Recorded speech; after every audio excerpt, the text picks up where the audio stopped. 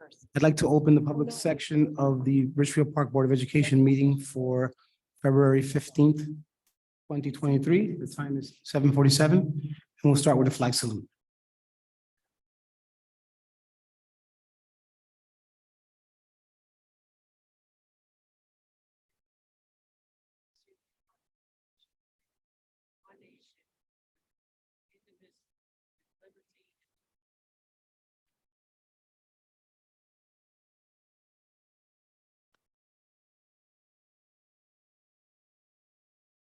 Can I please have a roll call?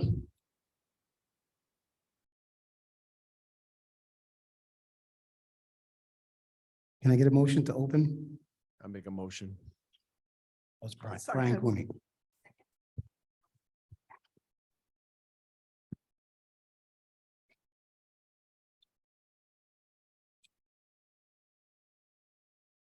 Okay, for a roll call, Mr. Cooney, Here. Mr. Cathcart? Oh, he's not, he's, Mrs. Kraft? Here. Mr. Phytros? Here. Mr. Gomes? Here. Mrs. McNeil? Here. Mrs. Rodriguez? Here. Mrs. Velez? Here. Mrs. Orth? Here. And President Martinez?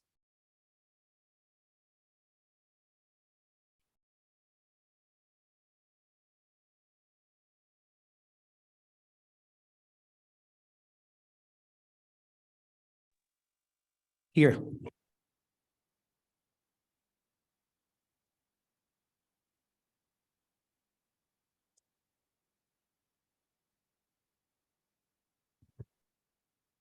Okay, the Open Public Meetings Act statement.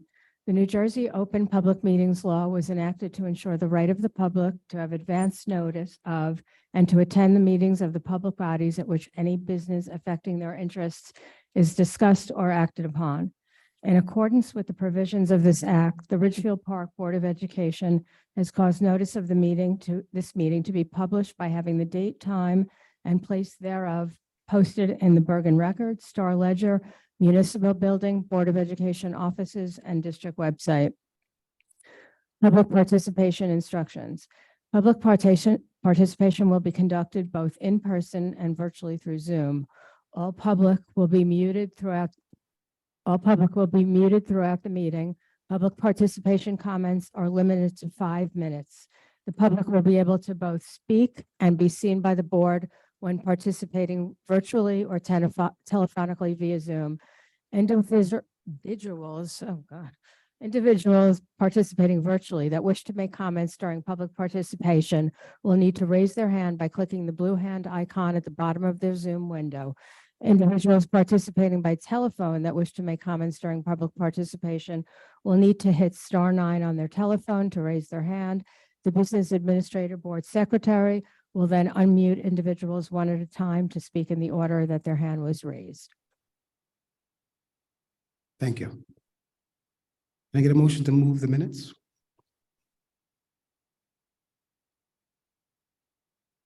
Jody, you made eye contact. Jody, can you move the minute? I make a motion to move minutes. Second. No, I amended it. Second was Brian. Yeah. I'd like to make a motion to amend the minutes of December 21st, 2022 to include the letter from our state monitor, Mr. Egan, regarding the pre-K assistant director position. Second.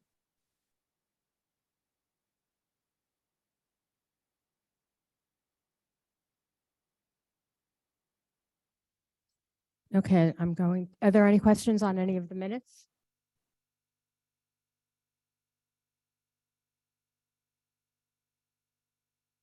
Okay, we'll vote on the amendment then. Mr. Cooney? Yes. Mrs. McNeil? Yes. Mr. Cathcart? Is he on? No. Mrs. Kraft? Yes. Mr. Phytros? Yes. Mr. Gomes? Yes. Mrs. Rodriguez, Yes. Ms. Velez, Yes. Mrs. Orth, Yes. and President Martinez. Yes. Okay, that's the vote to amend December 21st. Now we need a motion. I have a motion again to move on the minutes. Motion to move the minutes? Second.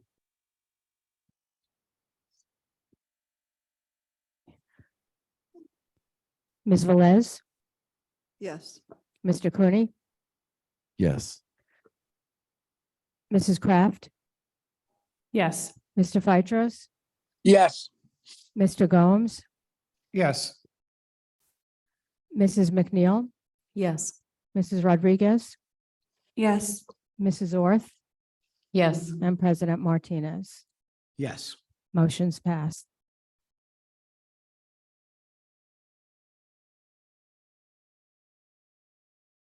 I have some communications that came to the board on 129. Jenny Schmidt sent the board a letter regarding our masking policy. On 27, Ms. Kalinovich sent the board a letter regarding the pre-K expansion program with the co-op. And on 28, Mr. Delia sent the board a letter regarding Dr. Bender and our superintendent search.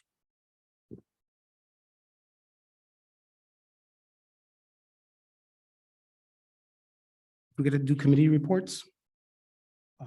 Trustee Rodriguez, if you could do policy. Thank you. The policy committee met on January 30th, 2023 at 8 p.m. and it ended at 9:40. Dr. Angela Bender, Superintendent of School, Dr. Ricardo Martinez, Board President, Trustee Berlinda Rodriguez, myself, Committee Chair, Trustee Michelle Orth, Committee Member were in attendance, and also Mrs. Velez and Board Attorney David Zisler. We discussed the NJSBA policy audit. The recommendation was to continue to utilize Strauss-Esme. Dr. Bender will have Karen to reach out to Strauss-Esme to explore the possibility of an audit. Also, we discussed the use of facility schedule, District Policy 5111, eligibility of residents, non-resident students, District Policy 8660, transportation by private vehicle. And also we discussed developing a formal description for our policy committee. The tentative date for our next policy meeting, it will be February 27th. Tentative agenda items will be Policy Administration 1648.11. Also, Policy 9140, which is Citizen Advisory Committees. Thank you. Thank you. Finance and Insurance, Mr. Gomes. Thank you. Finance Committee met on February 7th. All members were present. We discussed creating a mission statement, which is still in process. We also discussed the current status of the audit. Auditors are wrapping up the audit and will present their findings once they have completed the process. So far, we have not been given any areas of concern. The one area of concern from the last audit was stale checks. And under resolution today is to have some checks either reissued or be written off because they were never cashed. We also discussed the budget calendar. The BA and the administration is in the process of preparing the budget for next year. However, this budget will be subject to revision since the governor may not release his numbers at the time that we need to release our budget. With respects to insurance, our insurance premiums will be going up. It's still unclear exactly what the amounts will be. But for general liability, it's possibly to be at least a 6% increase. And then possibly for healthcare, maybe a 15% increase in insurance. We also discussed the early childhood program. The members of the Finance Committee felt that it would be great if we can have a presentation either to the Finance Committee or to the entire board by the co-op program of their budget. So we'll be reaching out to them for that. Finally, Mrs. Grabstein took the initiative and applied for a FEMA grant. We were awarded $116,000 in FEMA funding. Thank you, Mrs. Grabstein. You're very welcome. These funds will be used to offset some of the expenses for the overtime during the COVID, such as sanitizing the buildings after students return. She's also going to apply for additional FEMA grants that are available. Thank you. Thank you for that report. Faculty and programs, trustee Kraft. Good evening. The Faculty and Programs Committee met on February 9th. Present were Dr. Bender, myself, trustee Rodriguez, trustee Gomes. We had the pleasure of having our instructional coaches at the elementary level, Ms. Laura Wood and Ms. Simone Anelian present on a sneak peek into our elementary classrooms. Some of the topics they shared with the committee members were best practices and innovation technology in the elementary classroom. They talked about their goal of creating a climate that is safe, nurturing, and adventurous for our elementary students.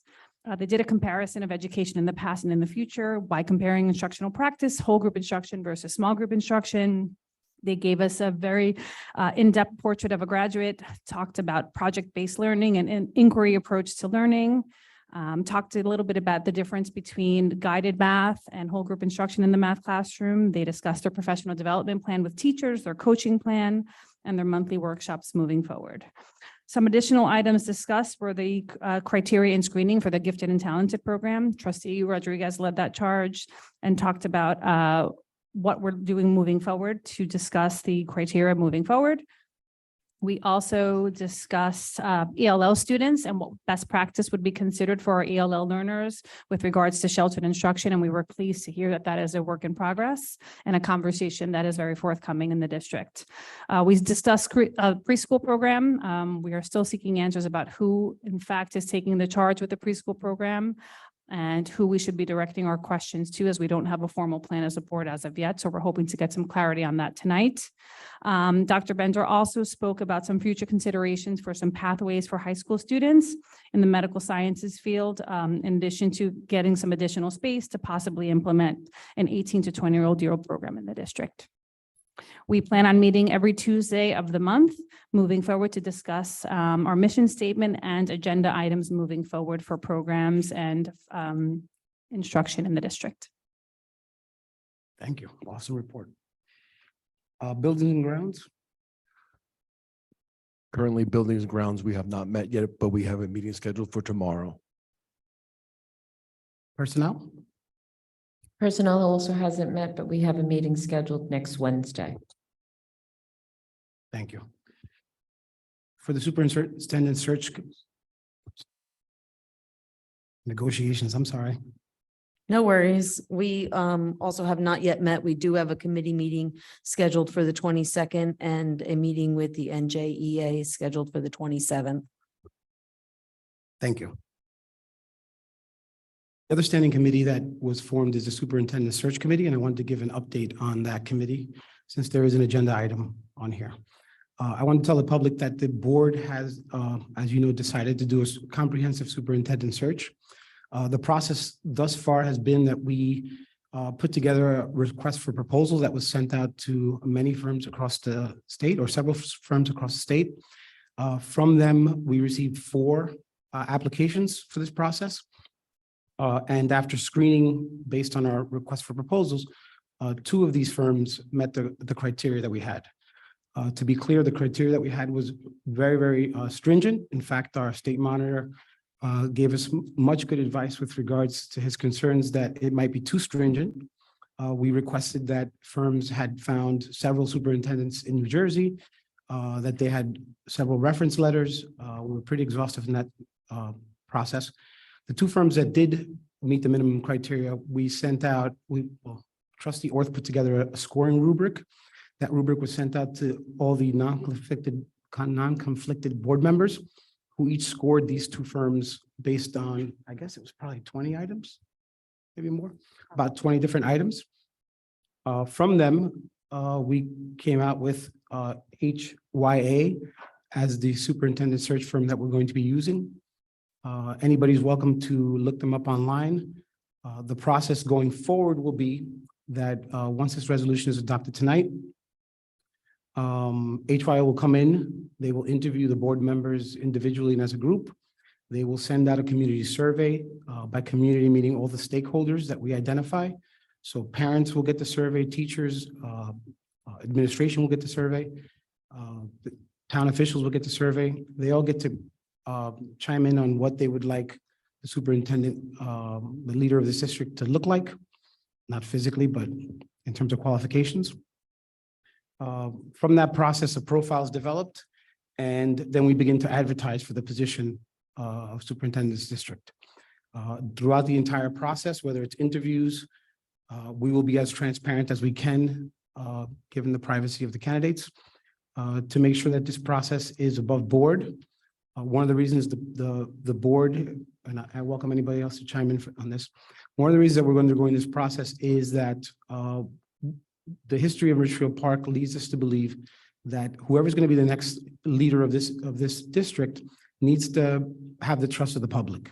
And to assure that, the board is going to make sure that we do an exhaustive search, that we don't just pick or send out a kind of small net as we have done in the past in this district, and that qualified candidates come from all over the state.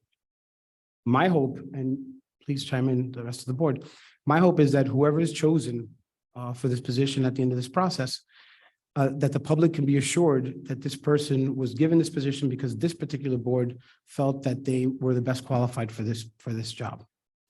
I don't know if anybody else on the board wants to chime in about their perspective about the process.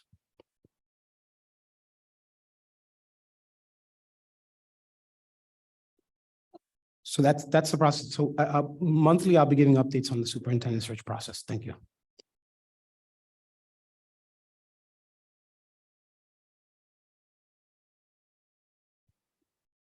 Superintendent's report? Oh.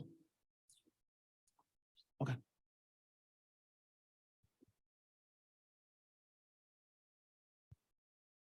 Gotta hold it. I'm going to start with our student reps. Thank you. Good evening. I am one of your student representatives. My name is Gabriela Gutierrez Salazar, the senior class president. I would like to highlight that 4 student government officers, Alexis Baliu, Gary Bandari, Ashley Montoya, and I showed appreciation toward our crossing guards for ensuring our safety and easing our anxiety when crossing the road. We visited all the crossing guards in Richfield Park and handed them a warm cup of coffee and donuts of their choice. We attempted to express the student body's immense gratitude for the generous acts of their service, and for that, I say thank you very much to crossing guards.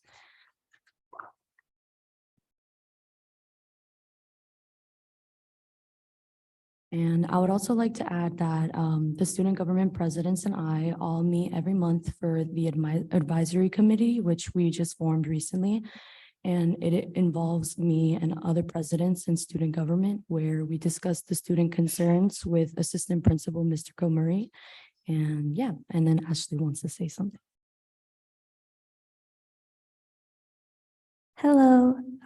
Today I would like to highlight a special social emotional learning club. The Social Justice Issues SEL Forum is a non-judgmental, safe space where students can come to discuss social justice issues important to them. Mr. Maggio, the Sociology and History of Intolerance and Prejudice teacher, leads this Social Justice Issue Forum, where he typically proposes a thought-provoking question.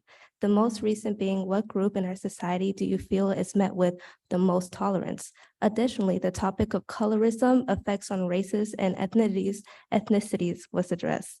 These rather sensitive topics are presented to students who want to express their opinions in an appropriate and understanding environment. Clubs such as these create a learning opportunity for students to research and voice their opinion in an appropriate manner with serious social issues we are most likely to face once we leave these doors. Furthermore, it develops the student's responsibility to respect another's opinion, even if it's not similar to theirs. Those are the 19 students that regularly attend those meetings.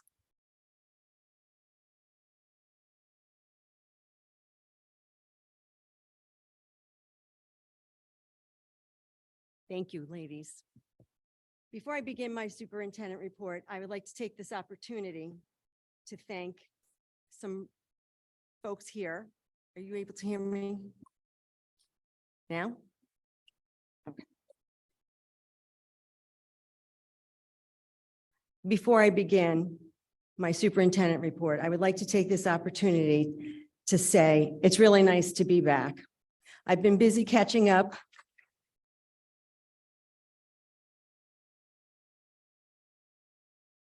I've been busy catching up with administrators, teachers, staff, and it's been an actual pure joy to see our students in action.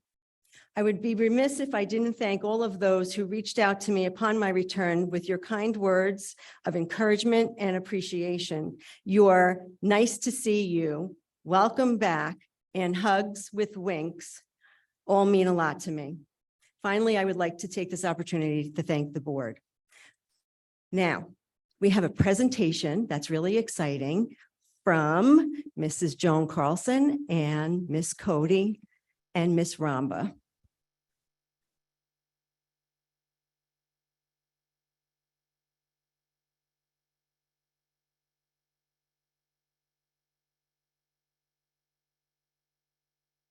Good evening. Hello, can you hear me? No.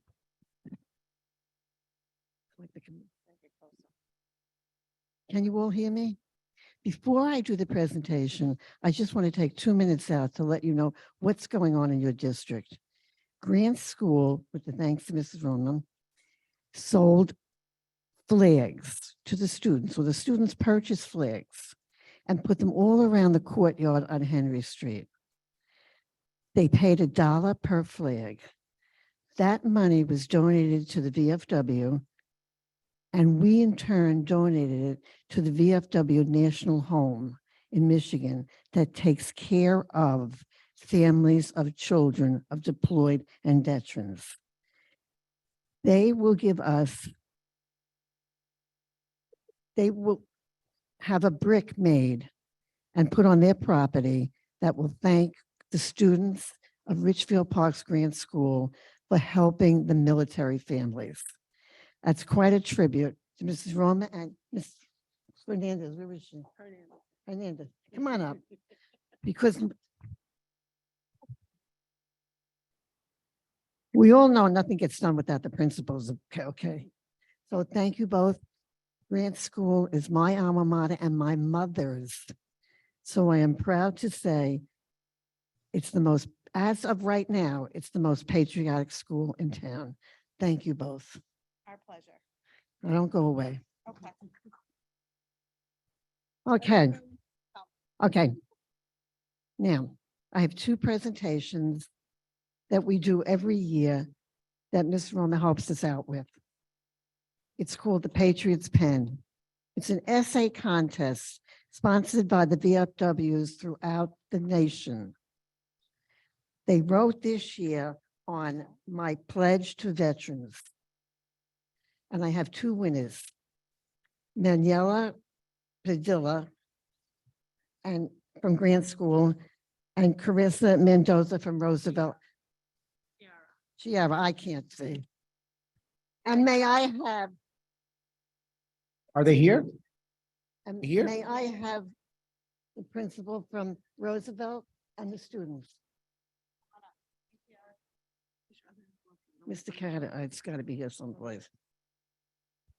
Okay. Roosevelt School is Kiara Mendoza. Chiara, congratulations. And I want to thank Mrs. Roma for continuing this and the support of both principals for allowing it to happen in their schools. Congratulations to you. Thank you. Don't go away. And Mandela, how do you, I can't pronounce the name. From Grant School. Congratulations. We have a lot of patriotic people in this town. They just need to come out and say it. And if it wasn't for Mrs. Roma and principals, none of you would even know it. So please encourage them to do this. Encourage all the schools to get flags, to put them around. And for $100, they can also have a brick put in the National Home, but the money goes to help children of veterans. Thank you. Oh, I'm sorry. I'm used to having my brother, the commander, here, but he's in Florida while I do all the work. The contributions to the girls are a $50 check from the men and a $50 check from the women. So they each got $100 for their essay. Okay, am I done? Thank you, I'm done. Can we get a picture before you sit back down? Oh, also the teachers for helping them out, because if the teachers didn't give their time to help the students, nothing would get done. And this was done all over the county. And Richfield Park is one of the biggest participants. Some counties sent in one for the whole town. So this is something to be proud of. What else I miss? Okay. Thank you, Joan. Thank you.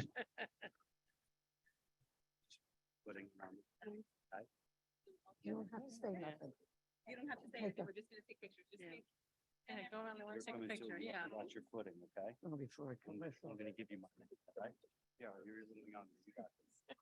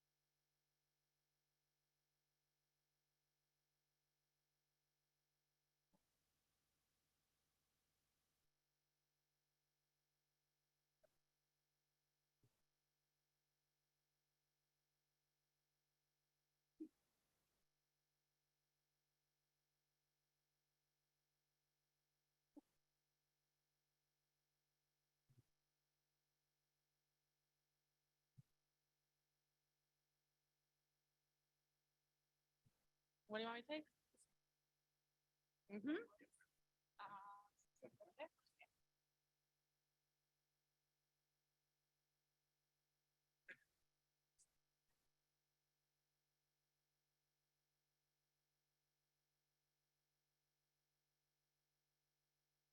Dr. Bender, can I just piggyback on that presentation and make a formal request that Please do. we, there are two holidays in this town that are very poorly attended, and that's Veterans Day and Memorial Day.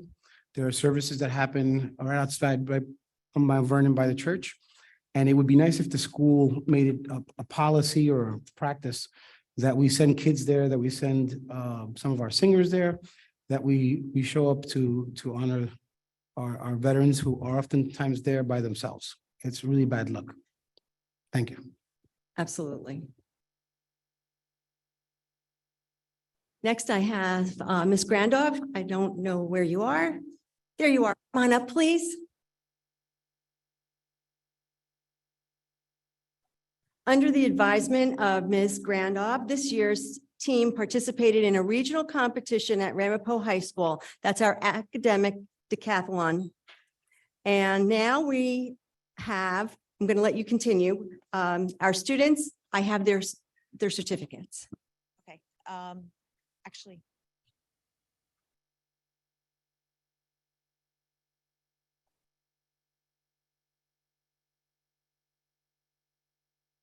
Okay, so for those of you who are unfamiliar with Academic Decathlon, it's an annual high school academic competition with 7 subjects focusing on a chosen topic. And this year it was the American Revolution. So most of the topics revolve around that.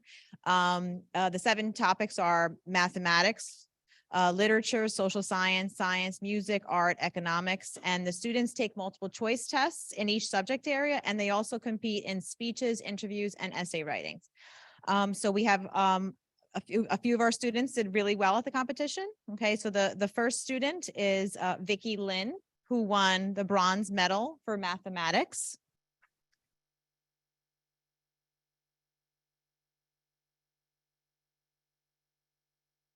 Over here or up here or?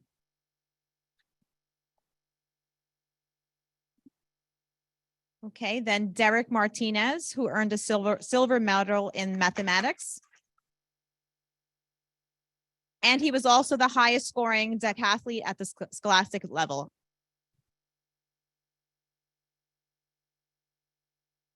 All right, Maria Musoni, who got the silver medal in the essay.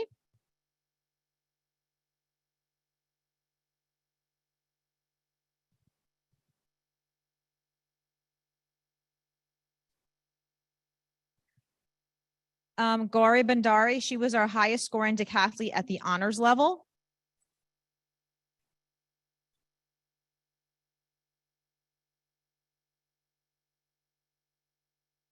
The next decathlete actually cannot be here tonight because he's at his last senior track meet, but he won a whole list of them, so I will announce them.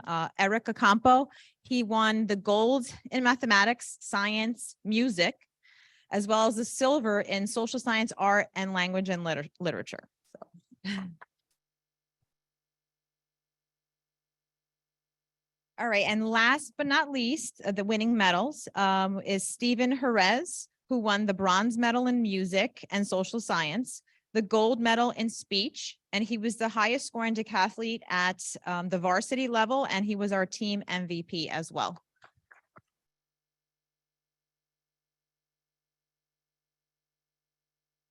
And I'd like to call the rest of the decathletes up as well.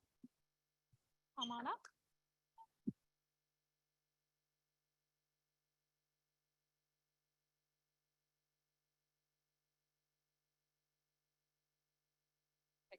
Yep.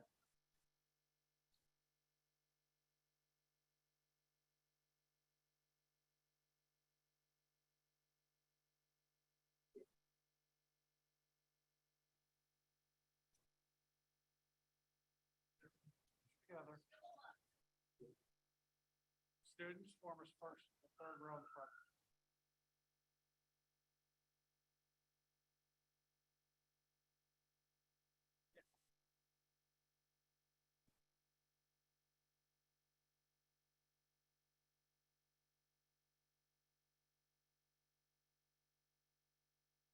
One moment.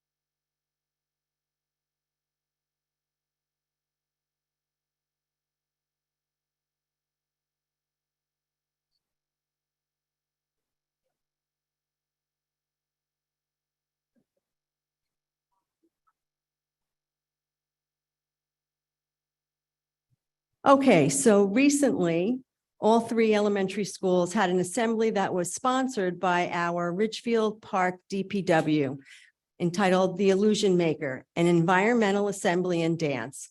I have seen this firsthand and its successes. I want to give a big, big thank you to our Ridgefield Park DPW. Thank you so much. They provide that annually, and I know it's a fantastic time for our students. Kindergarten registration will be open March 1st of this year, and it will begin online. There's a resolution P1306. I need to make a recognition. I would like to thank Ms. Stephanie von Rudenberg for all of her hard work and dedication to our children. I know she worked tirelessly to provide all she could to each and every one of them. Mr. Hayes will be replacing her. He began his career in education here in RP in 2009. 14 years ago, I had the pleasure of having him as a student teacher in Miss Ramba's kindergarten classroom. I have watched him personally. I've watched him grow into a wonderful professional in education. His knowledge base, yes, go ahead, give him an applause. His knowledge base regarding special services and is an extensive one, and he has served in the district in many capacities. Welcome to this new level of position. Thank you, Mr. Hayes. And that concludes my report. The state monitor's report, please.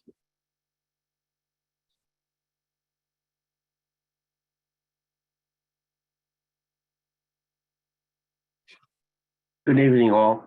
My report's going to cover a couple of topics.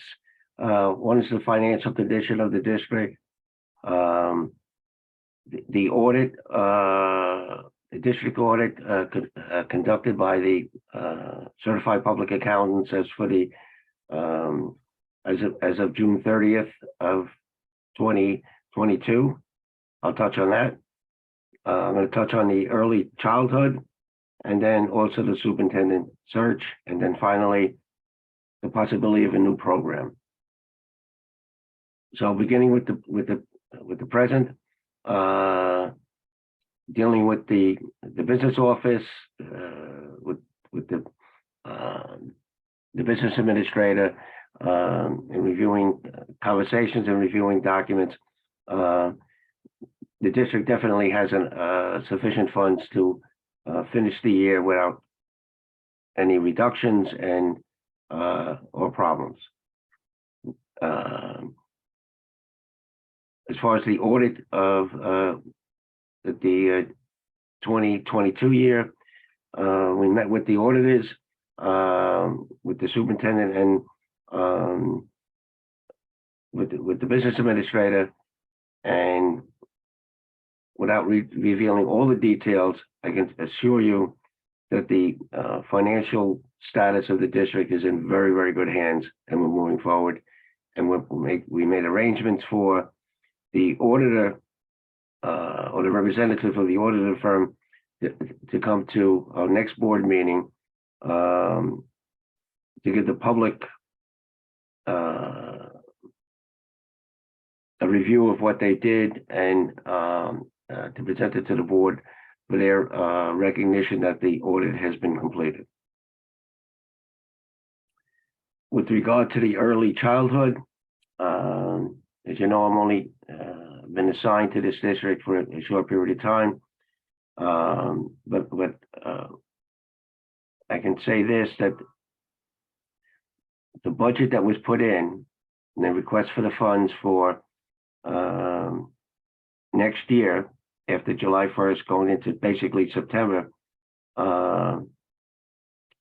we won't know the exact numbers until after the governor gives his budget report, which we anticipate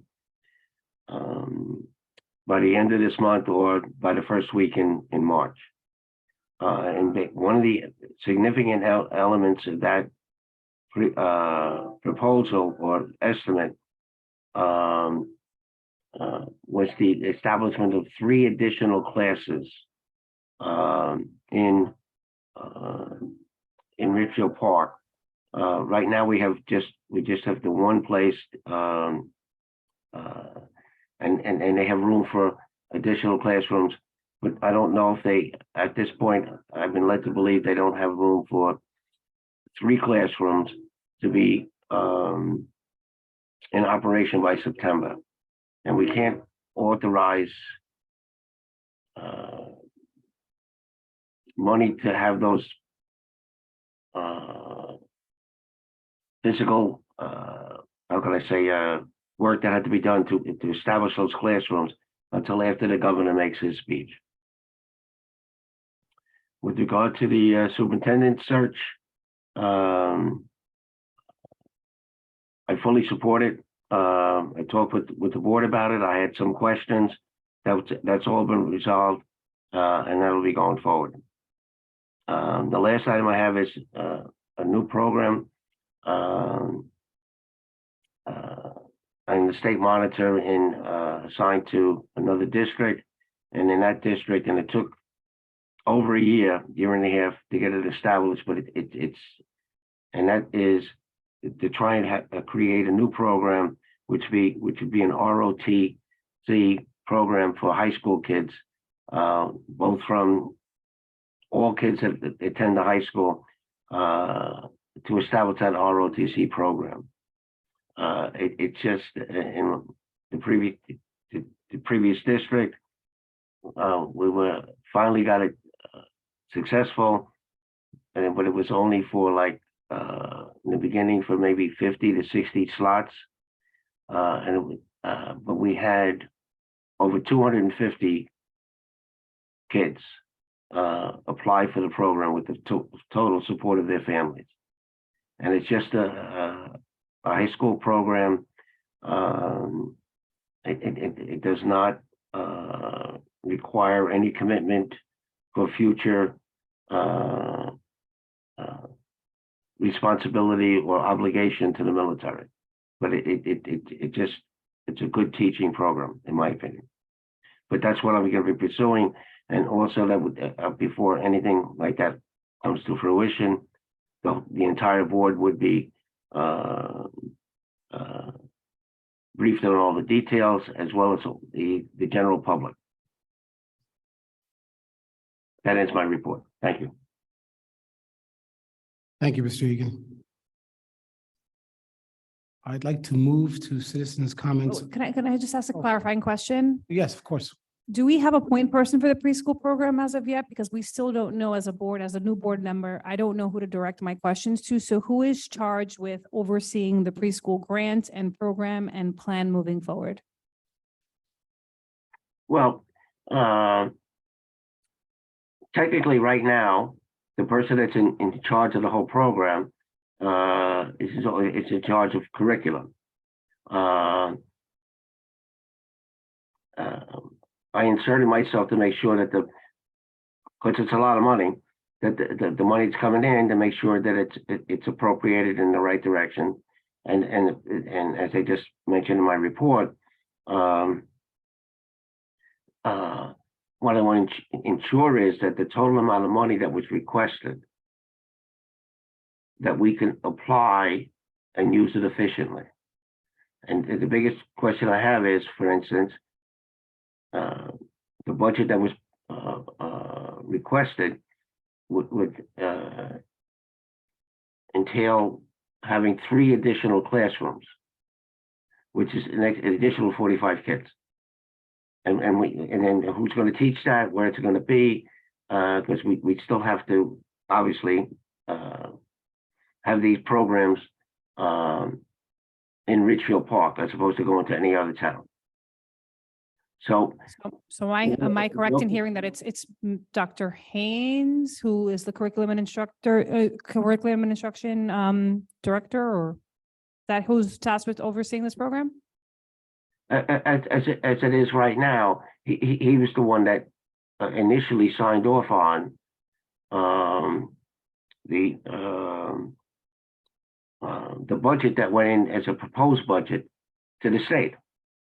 So everything is going to go through him right now, but I've involved myself in this to make sure Okay, that. so if we, as a board, if we wanted a plan specifying what the plan is moving forward with regards to everything that you just mentioned financially, and if the co-op or anybody else reaches out to the board for questions, or the public has questions, we should direct them to Mr. Haynes. Am I hearing that correctly? No, right.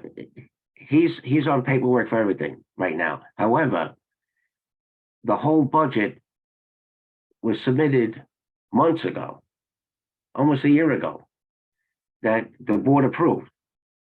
So, and we're locked into the funding.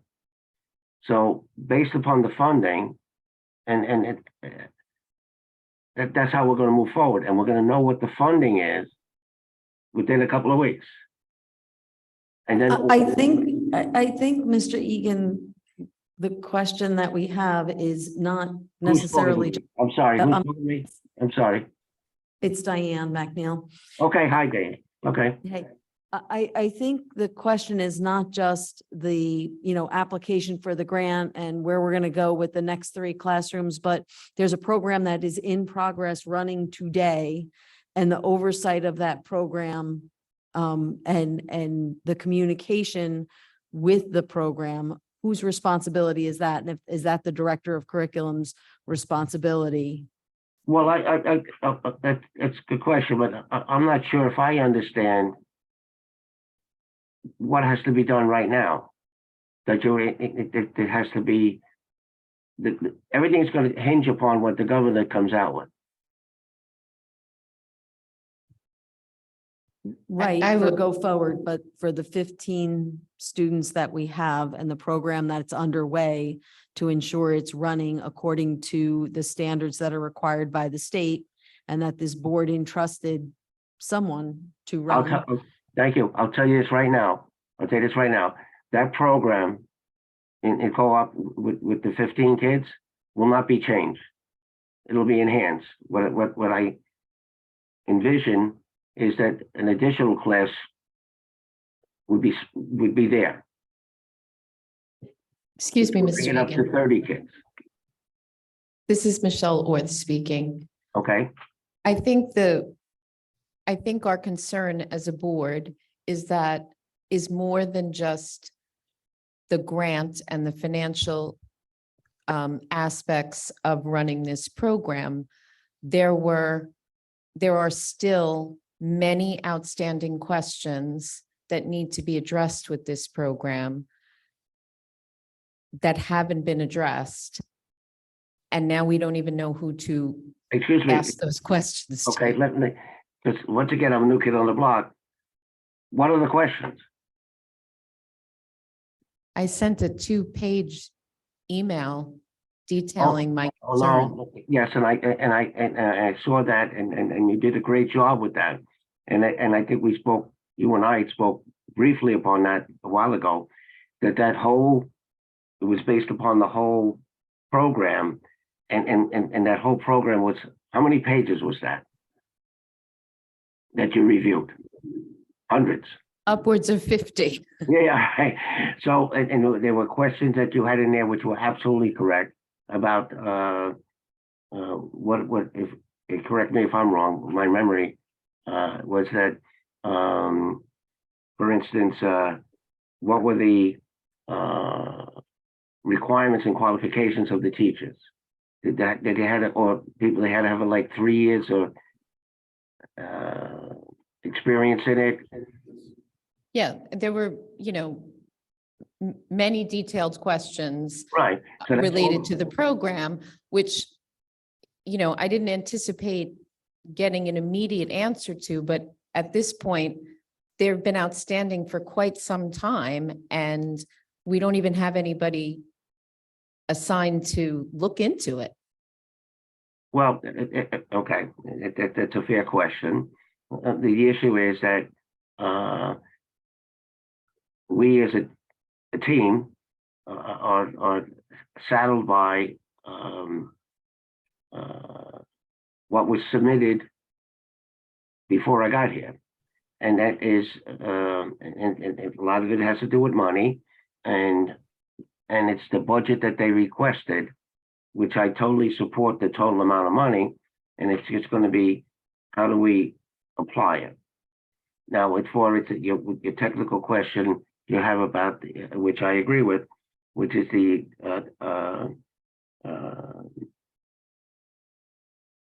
requirement of the grant with regard to the qualifications of the people involved in it. That's going to be addressed. I guess, can I just clarify maybe for the board? Mr. Egan, what I'm hearing is that on the financial side, if there are any questions about not just the co-op, but any type of expansion, you and by proxy, our BA will be handling those questions. Yes. And that if it's on the instruction side or on the safety side, that this falls on the director of curriculum's lap. Is that correct? Yes. Okay, thank you. Thank you. I think that concluded the state monitor's report. Okay. So we're going to move to citizens' comments on agenda. And trustee Rodriguez. For tonight's meeting, there will be two public comment sessions, one on agenda and one off agenda items. There is a sign-up sheet on the podium. We'll call your name in the order that you signed in. Each member of the public will have 5 minutes to speak during each comment period. Time cannot be transferred to other individuals. The public comment period will be 1 hour for on-agenda items and 1 hour for non-agenda items. Thank you. And if I can just ask, Ms. Kelly? Dave Cathcart has not. Oh, that's him? Okay, thank you. I'm here. Oh, hi, Dave. Ms. Gottlieb?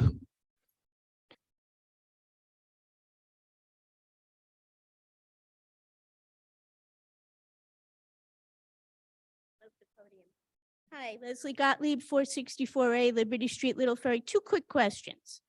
I was reading the first one, the superintendent search. Is the goal of the search to have someone in place by the end of Dr. Bender's contract or the start of the school year? Is that the timeline? Yes, I believe so. Okay, and that should be sufficient time to allow everything to be done? It's an aggressive timeline, but we hope to meet that deadline. Okay. Second question, kind of random, but I was reading over the list of conferences that people were going to that get approved by the board. And there was a conference that had something to do with superintendents.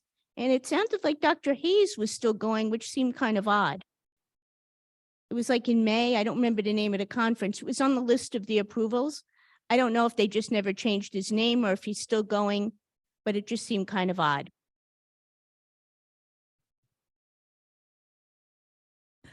I can comment on that, Ms. Gottlieb.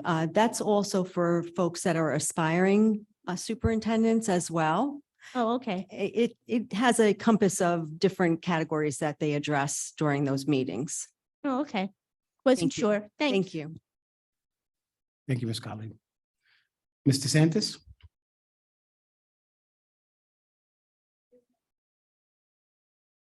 Mr. Rafferty, I got you.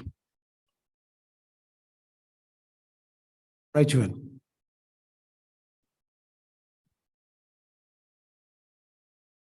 Susan DeSantis, 15 Homestead Place. Welcome back, Dr. Bender. It's good to see you. I will start with 1119. I'd like to say I've personally witnessed 4 superintendent searches. The first was Dr. Reitmeyer. He was from the outside, and he was hired by a 5-4 vote of the board, and the man was incredible as superintendent, bringing this district to the top 10 in the state. We haven't had anyone near his vision or capabilities until Angela Bender. Dave suddenly died, and the next search took a year and brought us Irene Binfatti, again from the outside. In her interview, she was incredible. It was thought she was going to pick up where Dave Reitmeyer left off. She turned out to be Barry Haynes, only much more personable and more interactive with the parents, community, and certain staff members. Under Irene, we also had a mass exodus of teachers and staff. It wasn't until one of the teachers here in the high school took a chance and pulled Ed aside and told him what was going on internally. She was ripping this district apart. She was told there would be a vote of no confidence, and if she didn't resign, the board negotiated a contract, negotiated a buyout. Next, we went outside and hired Dr. Richardson. Ironically, he had been a candidate when the board previously hired Dr. Reitmeyer. He brought in the corruption we're still dealing with today.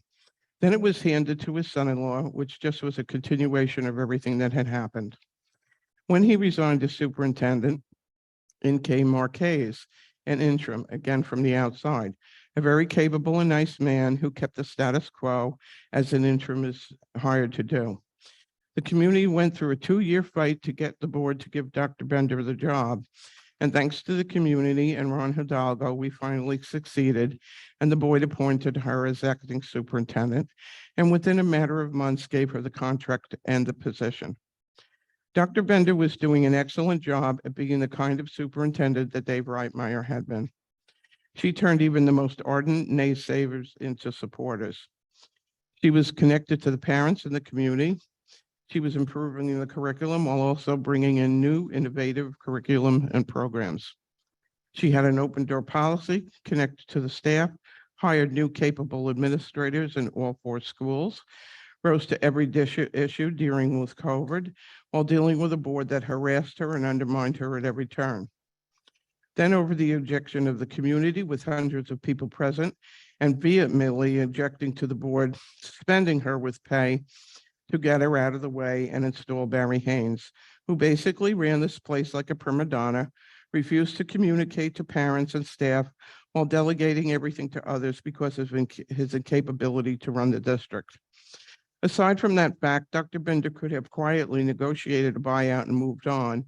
She put her entire career on the line because she couldn't in good conscience walk away and leave the education of all of our students to these people. My point is this: excellent superintendents are very hard to come by. Angela Bender has proved to be one of those rare superintendents that purpose and agenda is completely about the education of the students, providing improvement and new opportunities for them, collaborating with staff, addressing the needs and concerns of the parents, students, and staff. A superintendent that is very good at her job and has an amazing vision for this district going forward. Losing her would be a travesty to this district. The odds are very slim that we will get as good or better.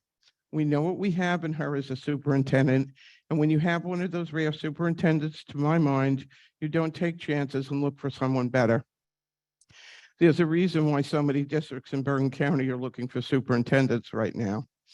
I also think going out to search for another superintendent is overlooking the desperate need for stability and the education of the students in this district, not to mention the ongoing cost of the litigation and the additional cost of the search. By reinstating her, you've given the district back stability after 17 months of a nightmare and the loss of 57 employees. The staff, parents, and community breathed a sigh of relief, only to find out the board is not settling the lawsuit and giving her another contract. Searching for another superintendent does little more than continue to destabilize our district and waste taxpayer money on a continued suit, and now the added expense of a superintendent search when we have an excellent superintendent already. Why would you want to continue to destabilize it with a search for a complete unknown? Through the election process, we collectively and overwhelmingly as a community have spent the past 2 years attempting to reverse what the board did on June 23rd, 2021. It wasn't to put Dr. Bender in place for 4 months and try to find someone else to fill her shoes. It's been repeatedly requested at meeting after meeting to return her to her position, settle the suit, and let her continue what she began. Tonight, I presented the past petitions as a reminder of the support she has in our district, and overwhelmingly it turned as a reminder of the support she has in our district, and a petition we began but didn't see the need to continue with the board was overwhelmingly overturned last November's election. Then June 23rd, 2021 meeting is also on YouTube if you'd like to listen to what the community has to say.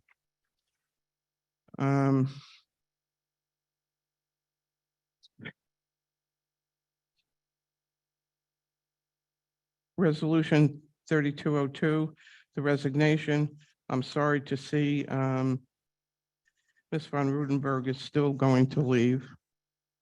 And resolution 1306, John Hayes. I think you made a very good choice, Angela. Okay, thank you. Thank you, Mr. Santos.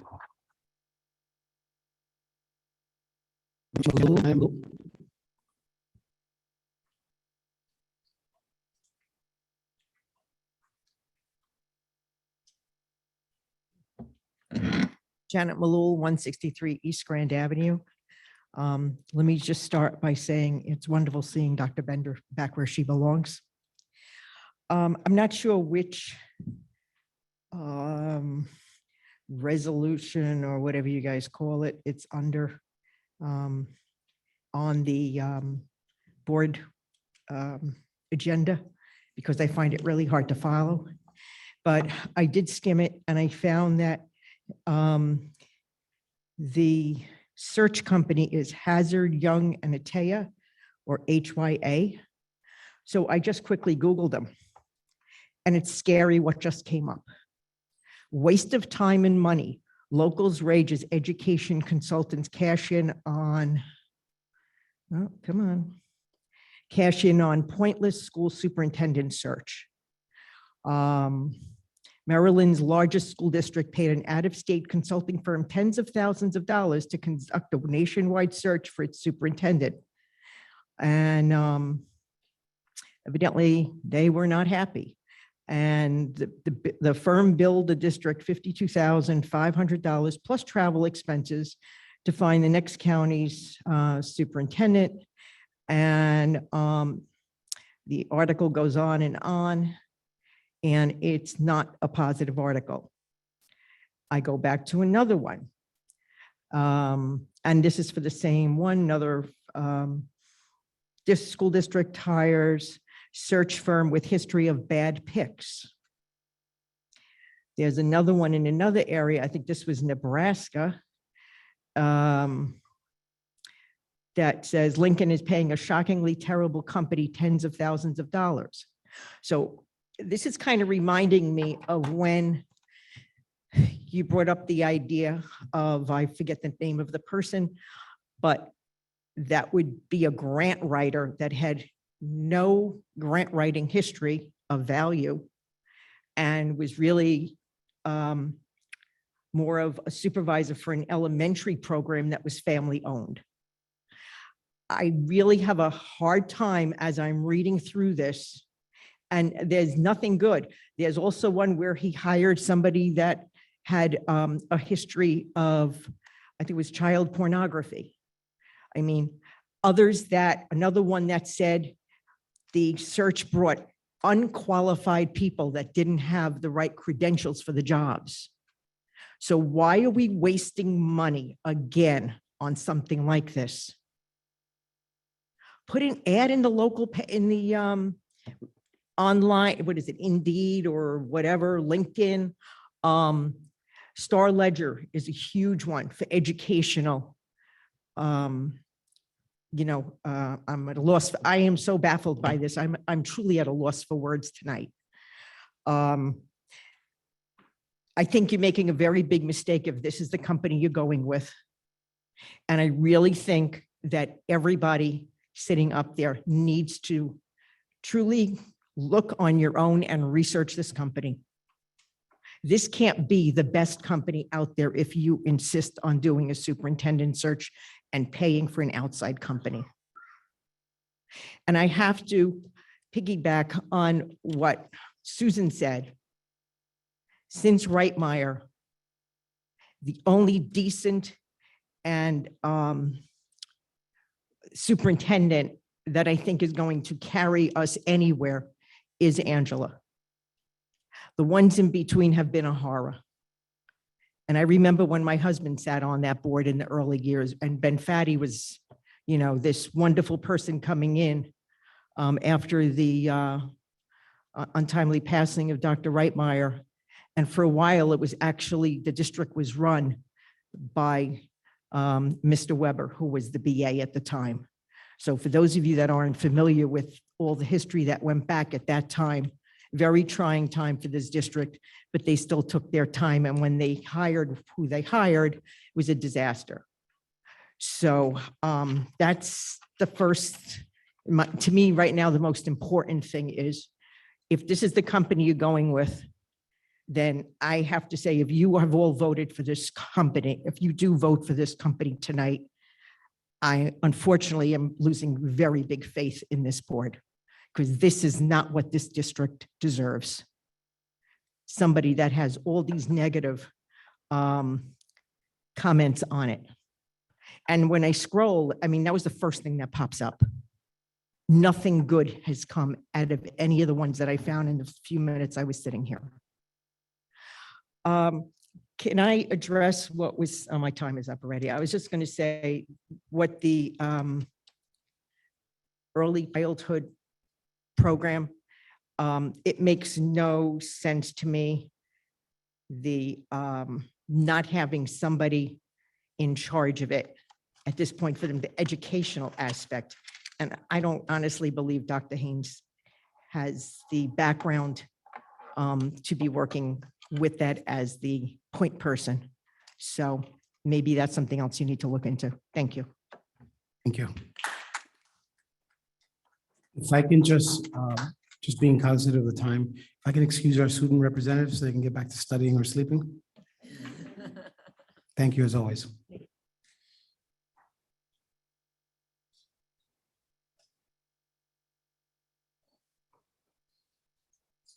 Mr. Hidalgo?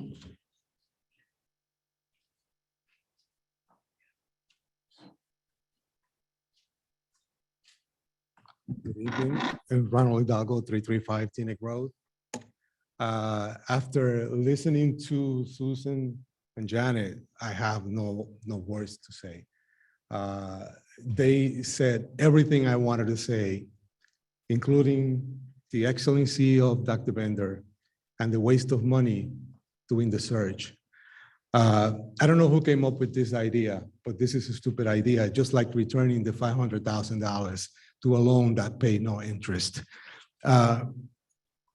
Having a new person coming to this position is going to be exposed to a level of manipulation extraordinary. We all know how things work around here. It's going to be crazy. And having somebody that has been in this district for over 15 years, that knows all the players, that know everybody, knows who's good and who's bad. We have him right there. Ricardo, sorry, Dr. Martinez, President Martinez, you said from the beginning that it's going to be with faith, and you're going to have to make the decision based on what the public wants and what Ridgefield Park wants. The board represents the people. The people want Dr. Bender. You have it right there. You don't have to, you stop the search. You don't have to look for it. Thank you, Mr. O'Donnell. Mr. DeSantis?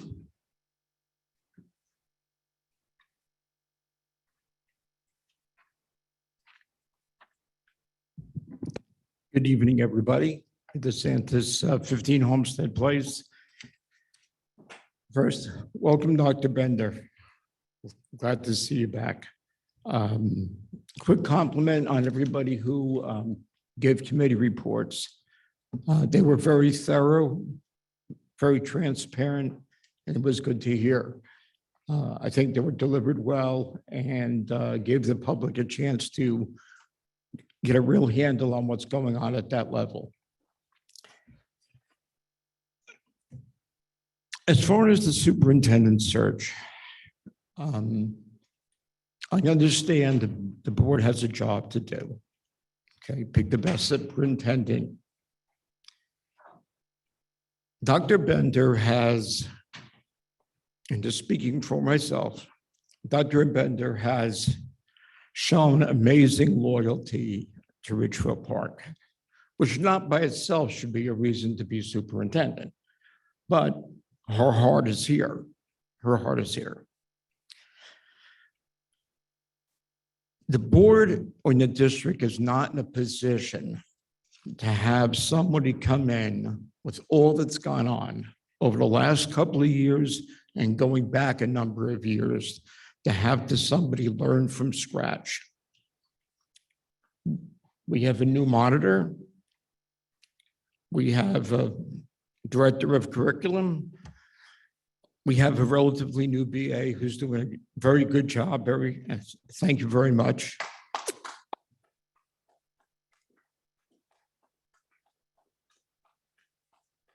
So as I recognize the board has a responsibility, I also recognize that a wrong has not been righted. I spent a lot of time thinking about this. I should probably get a hobby. It would be much better. And I commend Dr. Bender because you're sitting there, putting your all into this. And although this isn't the intention of the board, because you're all good people and I respect you all, but it's also can be conceived as, we want you back, we're glad you're back. The district we need right now. But we're going to play the field a little bit and see if we can find, we want to be engaged, but we might want to have, just want to see who's out there. Maybe we should go looking. And that impression comes through too. I still trust in the board that will do the right thing. I would trust in their ultimate decision. You know, my supporting you did not come with conditions or demands. But I think the consistency, and I think that she hasn't walked away, says a lot. And since Dr. Reitmeyer, who I had the pleasure of working with, this is our first real superintendent. Just want to say Marquez, yes, he kept things, he wasn't a bad superintendent. He just kept things status quo as an acting. So I'd hope the board takes this under consideration. There's community support. Okay, maybe there's some that don't support. That's always going to be, always going to be. But by and large, it's huge community support. And I think we need to just get back on track. That's the most important thing. Someone coming aboard and not knowing history or how the district works will still put us months away, if not longer, from getting on track. So I would hope that you find a way to settle the litigation. I would, on a personal note, hope that Dr. Bender comes back, speaking for myself.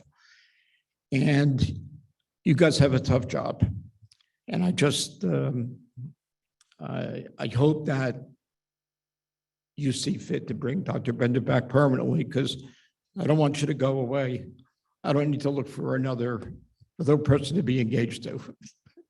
Thank you very much. Thank you, Mr. Sanders. Mr. Rafferty? Thank you, Mr. Martinez. I'm going to speak on what everybody else was speaking on, but I'm going to give you an example. I have a 16-year-old granddaughter who is a sophomore in high school. She has a teacher, Spanish teacher, who has been out, I don't know how many times over the course of this year. They constantly have subs in Spanish that do not speak Spanish. I spoke to a couple of people. I didn't go to the top because I try to get a good feel for inside and some people in charge. And I was told the substitute pool is very light, which goes to the fact that professional educators at this time do not want to work in Ridgefield Park. So I would ask the board to look at this when considering the superintendent search.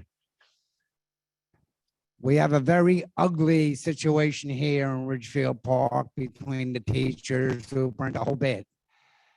Every day that we allow our superintendent, Dr. Bender, to work without a contract is sending a message to the qualified teachers that we do have. We have the resignation of more teachers. It's crumbling in front of our eyes. I am begging the board to say, the hell with your search. Settle with Dr. Bender, give her the contract, do whatever we have to do for our children, but please do it now. Thank you. Thank you, Mr. Rafferty. Have anyone on the line to promote?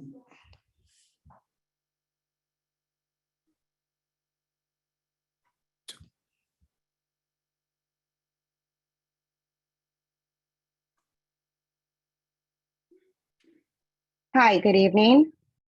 Good evening. Maria, 80 Orchard Street.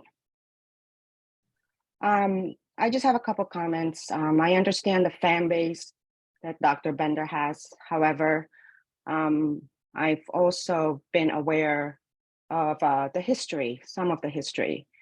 And to me, when I have to question the integrity of someone, makes me wonder if they should be back.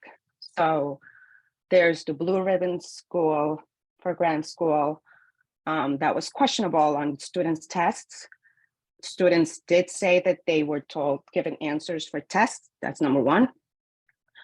From what I understand, also the transportation situation where I don't know how much money was not found was also under her watch. And I am also concerned because there were some material under her website as superintendent, which she was very supportive of, that I think a lot of parents were not aware of in town. And so she was let go, or whatever the situation may have been. So it was taken down once she left.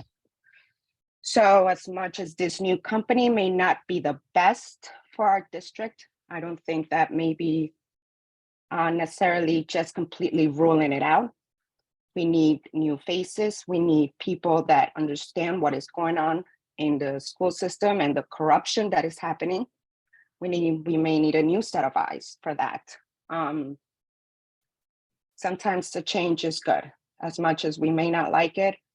And I hope that when the decision is made as to who will come in and who might step in, we can be given also the option to vote or at least know who the candidates would be, so that we can also have a voice, because you represent us. And I feel that as much as we represent us, our voices should be heard on who is going to come into the district and lead our children and our teachers. Thank you. Thank you very much. Anybody else to promote?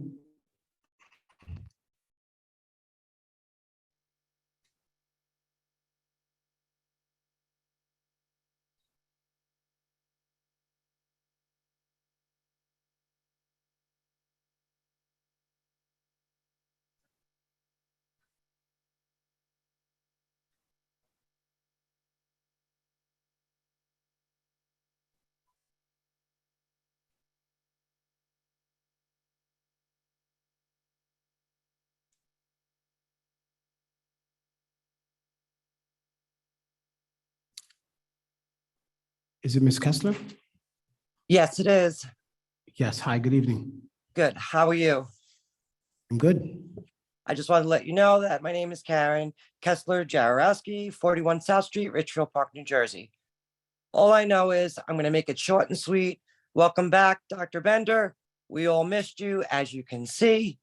And for the board, I just wanted to let you know that you're making the biggest mistake. I really do have confidence in all you guys. I voted for you guys, and I want it done. Bender stays. Dr. Bender stays. And that's final. Thank you very much. Thank you, Ms. Kessler.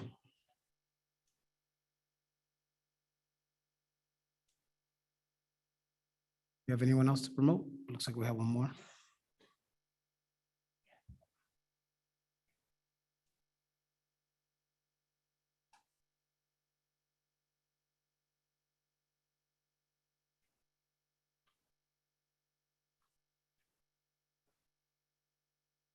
Good evening.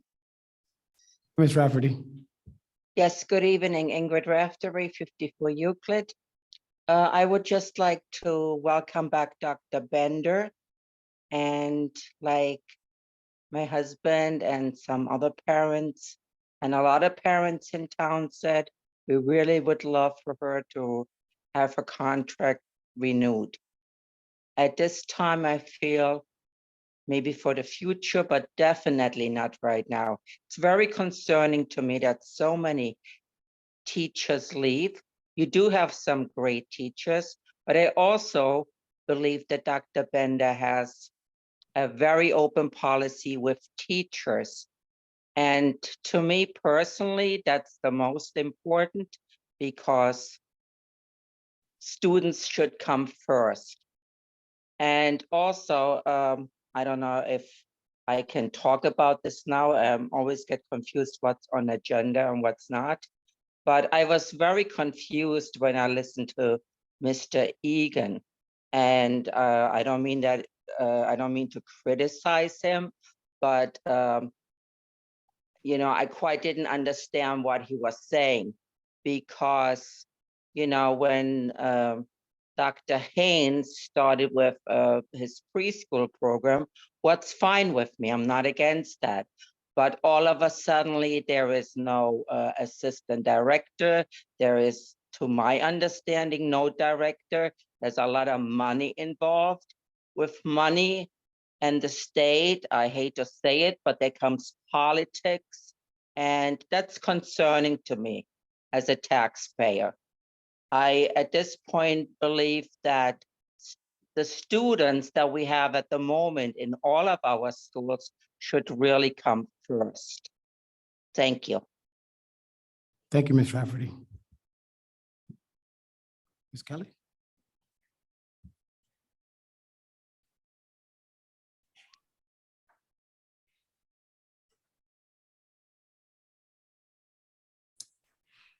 Good evening, Ms. Schmidt. Good evening. Can you hear me? We can. Okay, Jennifer Schmidt, 138 Fifth Street. I'll be very, very quick. I just wanted to comment and agree 100% with Jen and the few others about this search firm for the superintendent search, because it's no secret I am not a fan of agendas, especially for lack of a better term, woke agendas, I guess you could say. And I'm literally looking right now and I see this particular firm. This is some kind of Texas scorecard.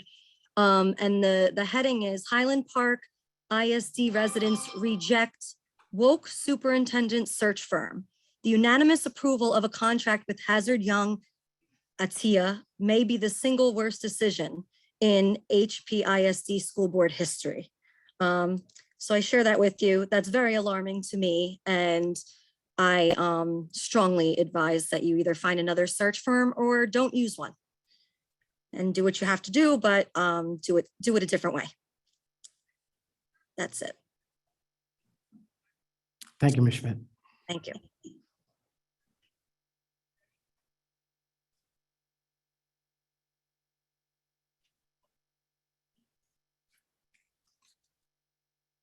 Nobody? Okay.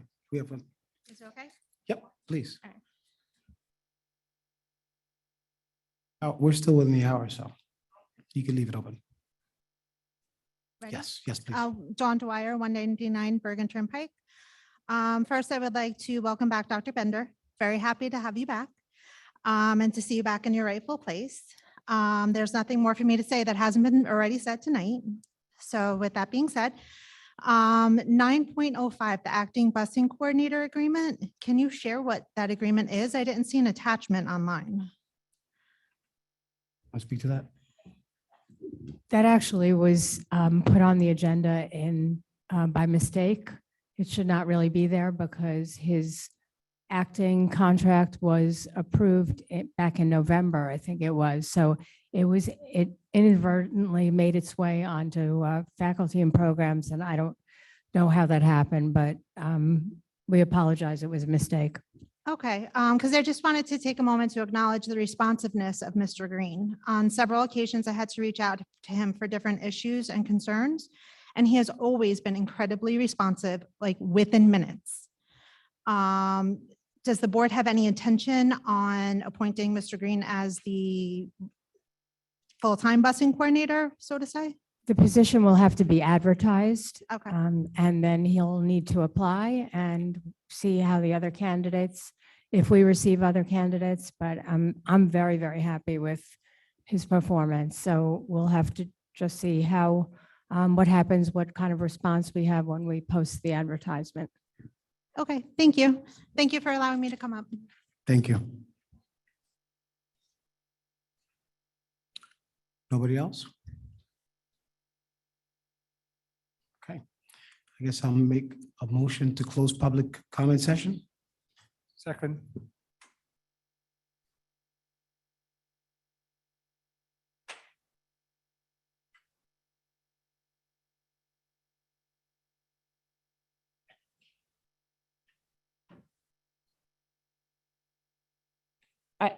I just wanted to make a comment about the qualifications of HYA and the process that we went through to choose this search firm.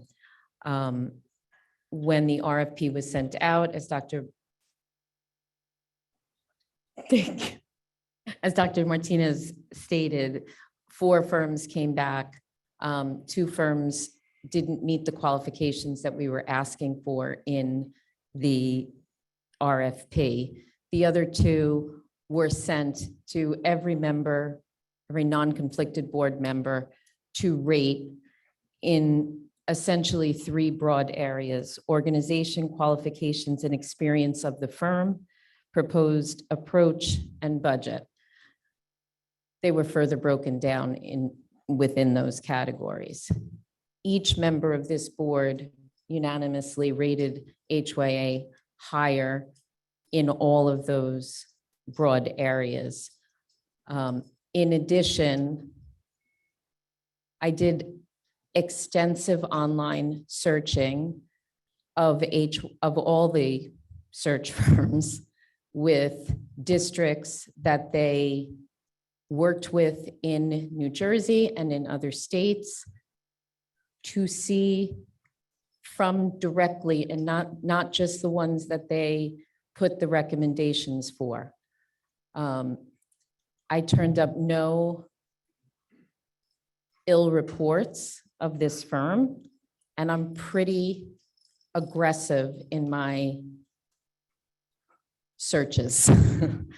I also was particularly impressed with HYA, who is currently doing a superintendent search for Ridgewood. And I would invite the members of the public to look at the Ridgewood Board of Ed website to see just how transparent their process has been for Ridgewood.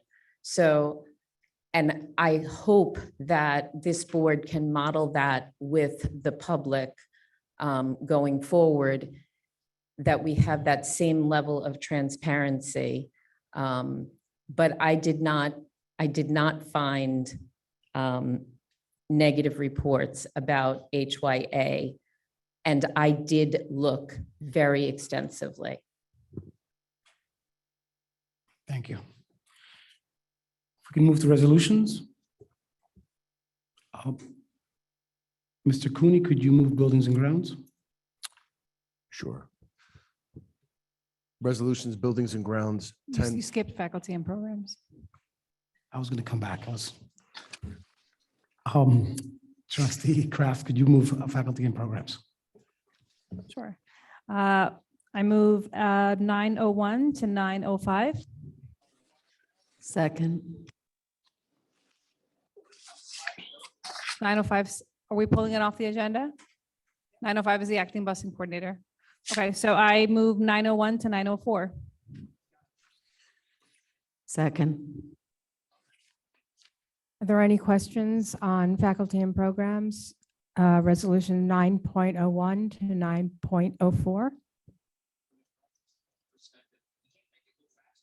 Seeing none.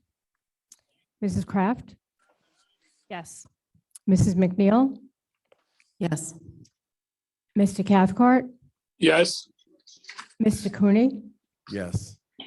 Mr. Phytros? Yes. Oh, I'm sorry, you have to abstain on 9.02. Yes. Yes on all except for the one I have to abstain from. Okay, thank you. Mr. Gomes? Yes. Mrs. Rodriguez? Yes. Ms. Velez? Yes. Mrs. Orth? Yes. And President Martinez. Yes. The resolutions pass. With your permission, Ms. Kraft, Trustee Cooney, could you move buildings and grounds? Good. Yes, Buildings and Grounds Resolution 10.01, I so move. I'll second. Are there any questions on resolution BG 10.01? I have a question. Will we ever have to hear the word curtain wall again in this district? We actually are talking about a ROD grant for the third phase of windows, but for now, I'll say no. Say windows and not curtain wall. Mr. Cooney, Yes. Mrs. Kraft, Yes. Mr. Cathcart, Yes. Mr. Phytros, Yes. Mr. Gomes, Yes. Mrs. McNeil, Yes. Mrs. Rodriguez, Yes. Ms. Velez, Yes. Mrs. Orth, Yes. and President Martinez. Yes. Resolution passes. Finance and Insurance, Trustee Gomes. I move FI 1101 to FI 1120. I second.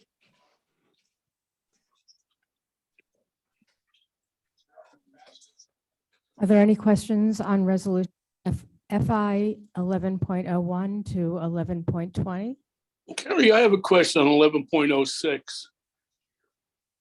Why do you have me abstaining on a custodial overtime? It has to do with personnel. It says nothing to do with personnel. But I'll call you about it tomorrow. No, Dave, Dave, you're down for abstaining on payroll, Abstaining on payroll, which right? is 1105. You are I'm going not to down. abstain on all of them. I mean, So go ahead, call the roll. I guess you could, but you don't have to. You're only down for abstaining. I'm on going to payroll. abstain on all of them. Okay, that's your right.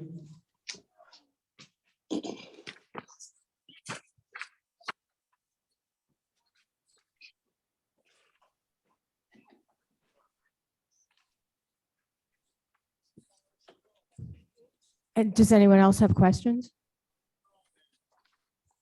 I just have a comment. I think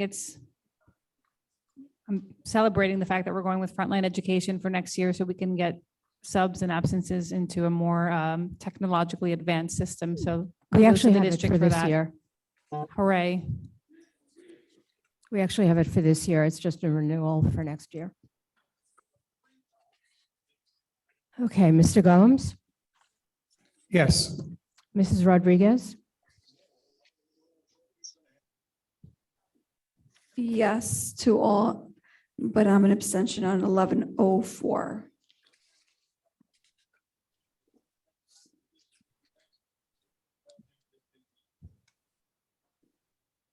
Mr. Cathcart, are you abstaining on all?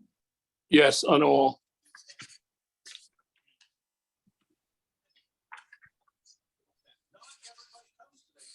Mr. Cooney, Yes.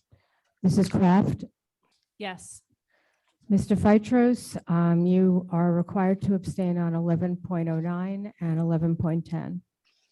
Okay, yes to everything, of course, unless whatever I have to abstain from. Okay, thank you. No problem. Mrs. McNeil, Yes. Ms. Velez, Yes. Mrs. Orth, Yes. and President Martinez. Yes. Resolutions pass. Trustee Cooney, could you move consent agenda? Sure. Resolutions consent agenda 12.01, I so move. I'll second it.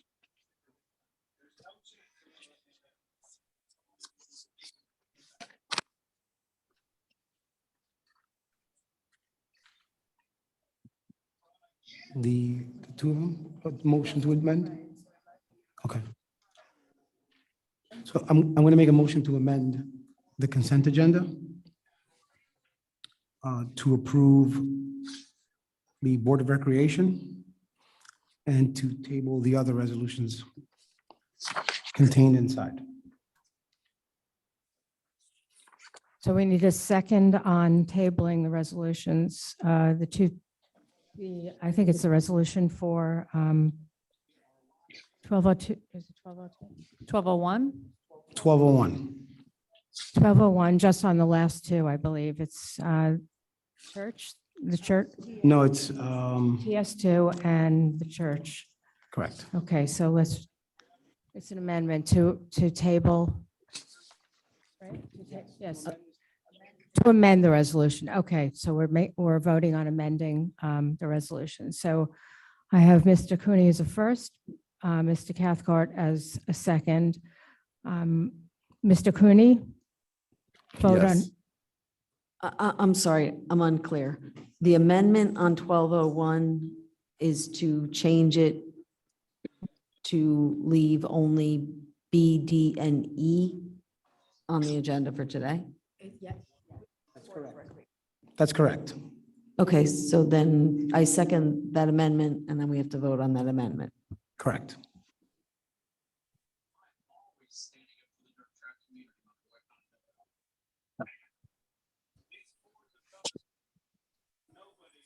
so we have a first, was President Martinez, and who is the second to amend?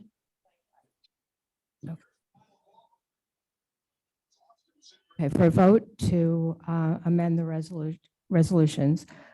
President Martinez, Yes. Mrs. McNeil, Yes. Mr. Cathcart, Yes. Mr. Cooney, Yes. Mrs. Kraft, Yes. Mr. Fitros, you need to abstain on this. Mr. Gomes, Yes. Mrs. Rodriguez, Yes. Ms. Velez, Yes. and Mrs. Orth. Yes. Okay, the amendment to the resolution passes.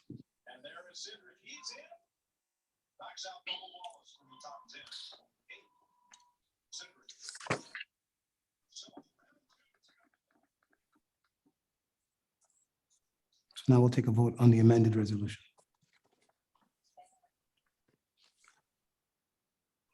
Yeah, it was already moved.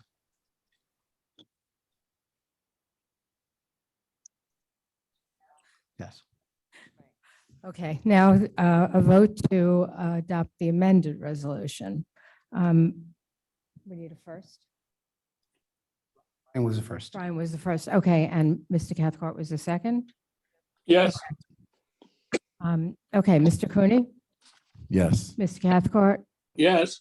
Mrs. Kraft, Yes. Mr. Gomes, Yes. Mrs. McNeil, Yes. Ms. Rodriguez, Yes. Ms. Velez, Yes. Mrs. Orth, Yes. and President Martinez. Yes. Good personnel. Personnel, trustee Orth, I so move 1301 to 1310. Second. second it. Can I make a comment? yep. Yep. Thank you. I just want to say on 1302, I'm very sorry to see Ms. Vaughn leaving. She was my son's teacher. We love her very much and wish her well and thank her for her service to the district. I'm also a bit disappointed that in the last meeting, we had a young man's name come up and I was hoping to see him back for, approval this time, Mr. Silva. We had questions, and that's why we didn't approve him at that meeting, but unfortunately, now we're accepting his resignation tonight. Yes, I would just to, agree that it's a little bit disappointing and sad to see Ms. Stephanie von Rudenberg leave our district. And thank you, Dr. Bender, for putting someone in place. Mr. Haynes is an excellent candidate. And also we did have questions. There was like a lot of confusion in terms of the substitute position for the Scarlet Studio Next Chapter program. It's sad that, we just didn't talk about it at the meeting and we weren't given all the information. But I do see that on tonight's agenda, that there is a substitute teacher for this Scarlet Studio Next Chapter program. And it's a program for, students that can definitely benefit from that program. Thank you. Any other comments or questions? Seeing none, Mrs. Orth, Yes. Mr. Cathcart, Yes. Mr. Cooney, Yes. Mrs. Kraft, Yes. Mr. Phytros, Yes. Mr. Gomes, Yes. Mrs. McNeil, Yes. Mrs. Rodriguez, Yes. Ms. Velez, Yes. and President Martinez. Yes, Resolutions pass. thank you. We're going to move to citizens' comments off agenda item.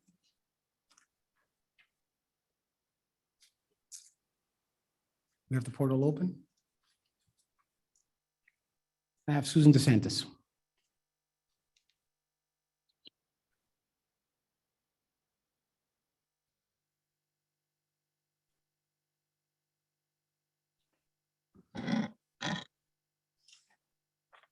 Last week you had a special meeting to discuss the superintendent search process. I'd like to know where that fell under litigation, personnel, student confidentiality, or negotiations. From my point of view, or from where I'm sitting, the qualifications should have been a public discussion, and any firms interviewed should have been public too. So where does it fall under the 4 executive session qualifications? Carrie, could you? I can answer that. It falls under the attorney-client privilege. The board had questions for legal counsel related to the search process and the retention of a search firm. Shouldn't that have been a public discussion? Not if they're asking for advice from legal counsel. Where does the Little Ferry suit stand? I will stay off of mute and answer that. We received a decision from the administrative law judge, I think last week sometime. The administrative law judge dismissed the petition filed by Ridgefield Park and granted summary decision in favor of Little Ferry. The basis being, generally speaking, an equity issue that the ALJ felt that the boards had negotiated the tentative tuition contract, and they should be bound by the terms of the agreement that they reached in the 18-19 school year. We have some concerns and obviously disagree with the outcome of the ALJ's decision, but as with every ALJ decision, except in the limited circumstance of special education cases, ALJ decisions are recommendations to the commissioner. So the board has authorized legal counsel to file what are called exceptions to that. So basically appealing that decision to the commissioner to point out to the commissioner where we believe the inaccuracies in the ALJ's decision are. So that will be filed within the next week or so. Where does the teacher's contract stand? The negotiations is set, I believe, for February 27th. The negotiations committee will be meeting in the next 2 weeks, and then we have a sit down with the RPEA on the 27th. Okay. Is there a schedule for budget hearings? Do have them on the calendar, but we're waiting for the budget, for the governor's address to give us state aid. And once we know that, we'll be able to finalize. We have the tentative dates. Okay, and it'll be published to the public? Yes. Okay.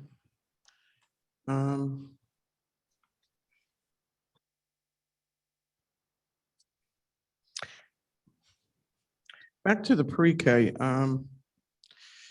Diane Zeman was supposed to get an additional 6 months after the grant was appealed. So Barry Haynes is supervising the pre-K program. Is he pre-K certified? Where Diane Thiemann was? I will refer you to the state monitor. Mr. Egan? Hi, yes, the question was, Barry Hines, what, qualified? Is he pre-K certified to run this program? You have somebody pre-K certified. So why after, the Haynes nightmare here, running the district, why is he in charge and is he pre-K certified to do this? My understanding is that the initial request for funding for the following year was signed off on by Barry Hines, and that that issue never came up as to that he was not qualified to. That issue never came up from the state, who okayed and approved the budget that was put in. Once again, that was done before basically I was involved, and I've been dealing with the state since then, and that this issue has never come up.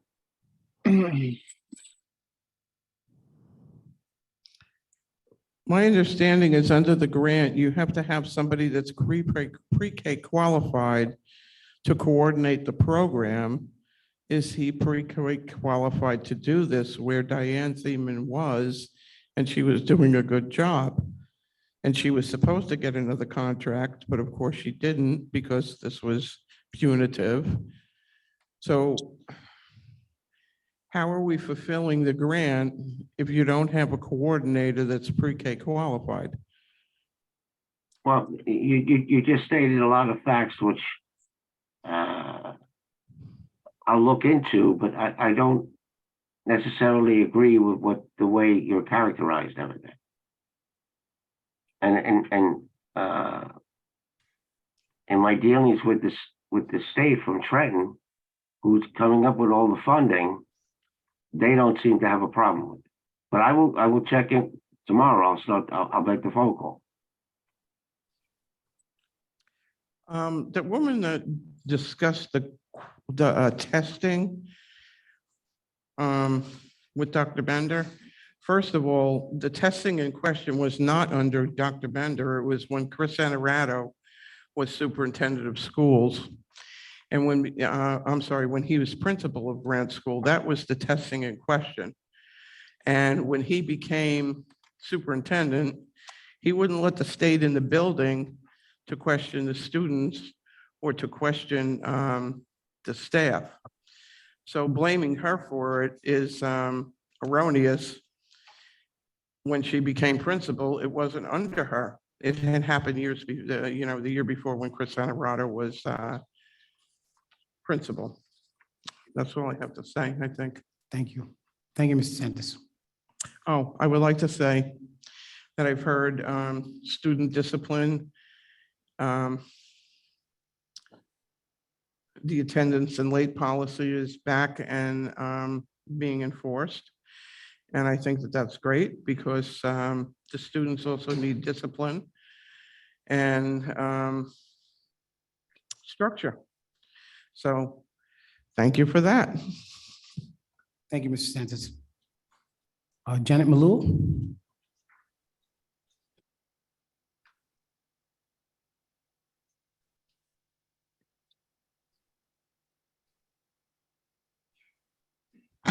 Janet Malul, 163 East Grand Ave. I was actually pleasantly surprised. I'm always complaining about the traffic on the Hill. Dr. Bender reached out to me her first week back and said, "How is the traffic on the Hill at 3:30?" And I started watching and looking out my window. And I guess in coordination with PD, they are now letting groups down at a time. So maybe 10 cars go down There's a lull for about 3 minutes because it was literally timing it. You'll see the cars coming up the other end, and then you see the cars coming, the next batch of parents coming down. I have no idea what kind of a mess it's creating uphill. I really don't care, but I can finally get out of my driveway and cross the street without taking my life in my hands. So thank you for looking into that right away. Michelle, I looked up Ridgewood, and you're right, they're using them.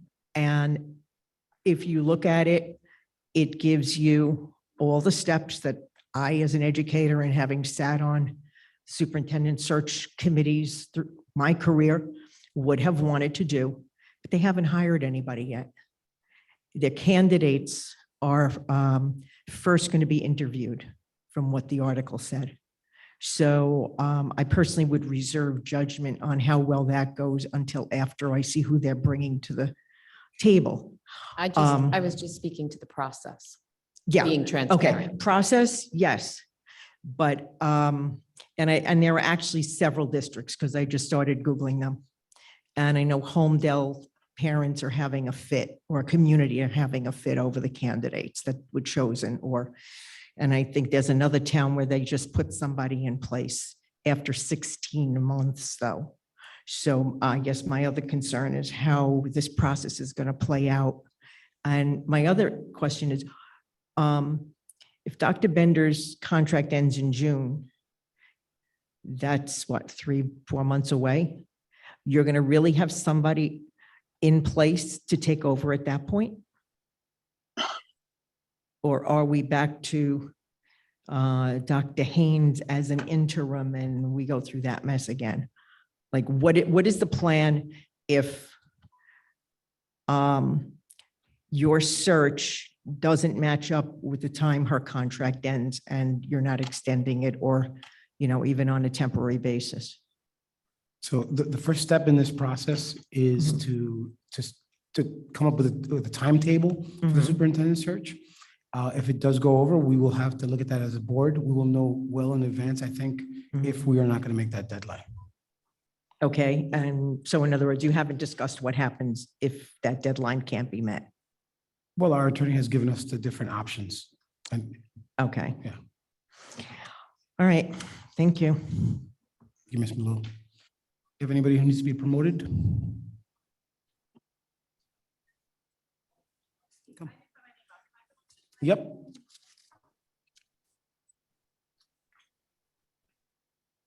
Hello, I'm Candy Ramba, teacher at Grand School.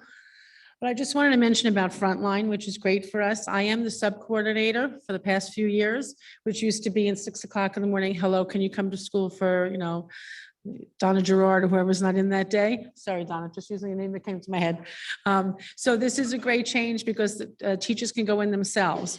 But just having this doesn't mean we're going to have more substitutes, because it's just the substitutes we have that we input into our computer. So I'm still working with Rich Ciora.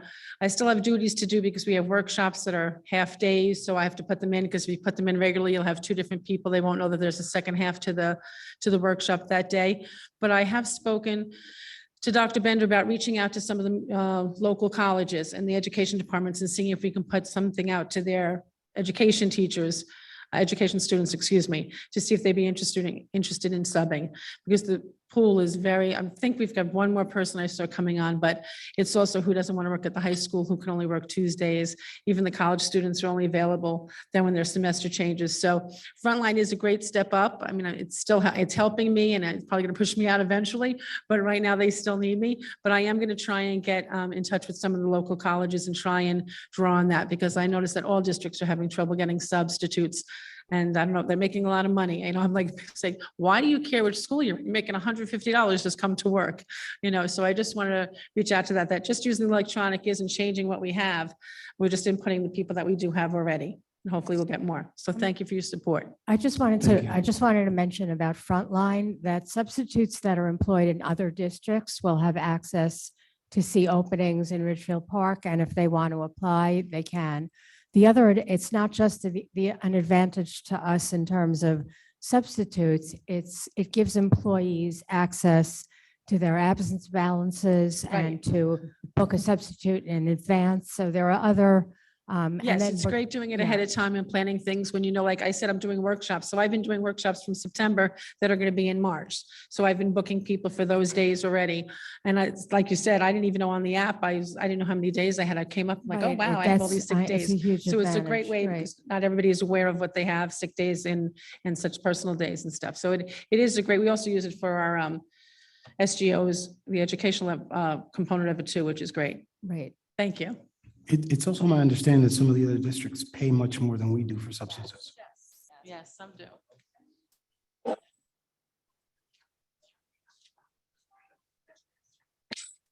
Yes, please. Ms. Ramba, thank you for the reminder.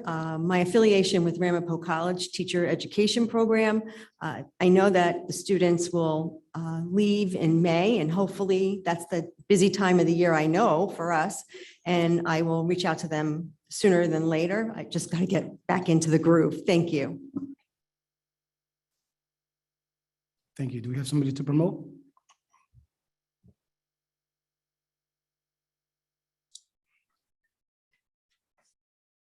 Hi, Ms. Schmidt. Hello. Jennifer Schmidt again, 138 Fifth Street. I just have a quick question. Can we get a explanation at all as to why some of the use of facilities requests have been tabled? Is there a reason? I mean, there has to be a reason. Yes, that's the reason. The policy committee had been working very diligently to come up with an equitable use of facilities policy. Right now, our policy and our practices don't always match up. And so some of these requests were pretty significant in terms of the time. And so we would like to discuss it more. Now, we are meeting again in, I believe, 2 weeks.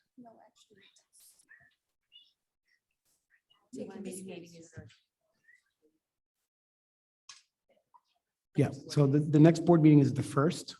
And so that allowed the board a little more time to fix this policy.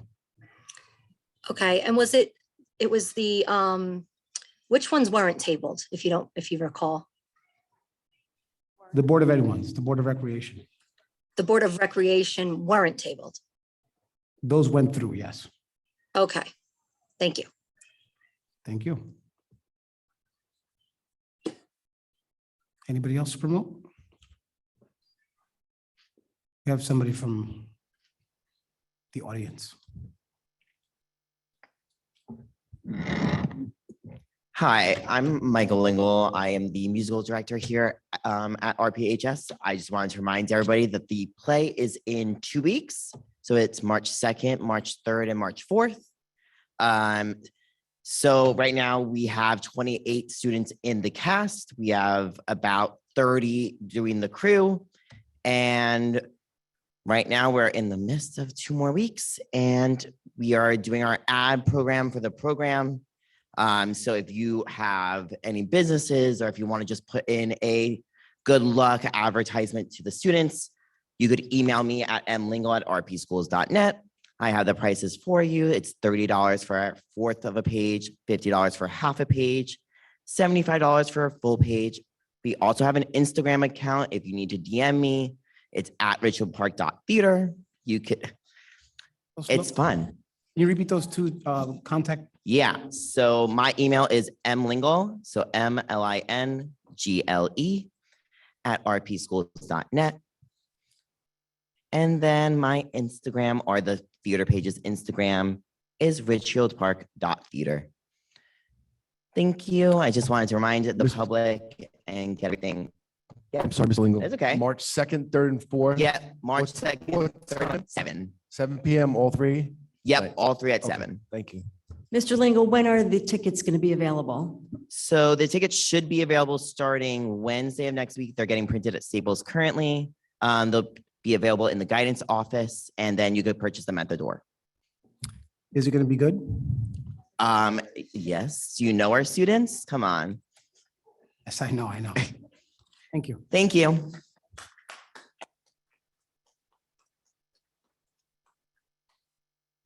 We have one person to promote.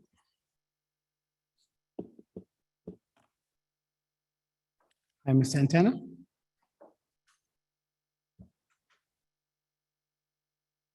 Ms. Hi, Santana? good evening, everyone. Hello.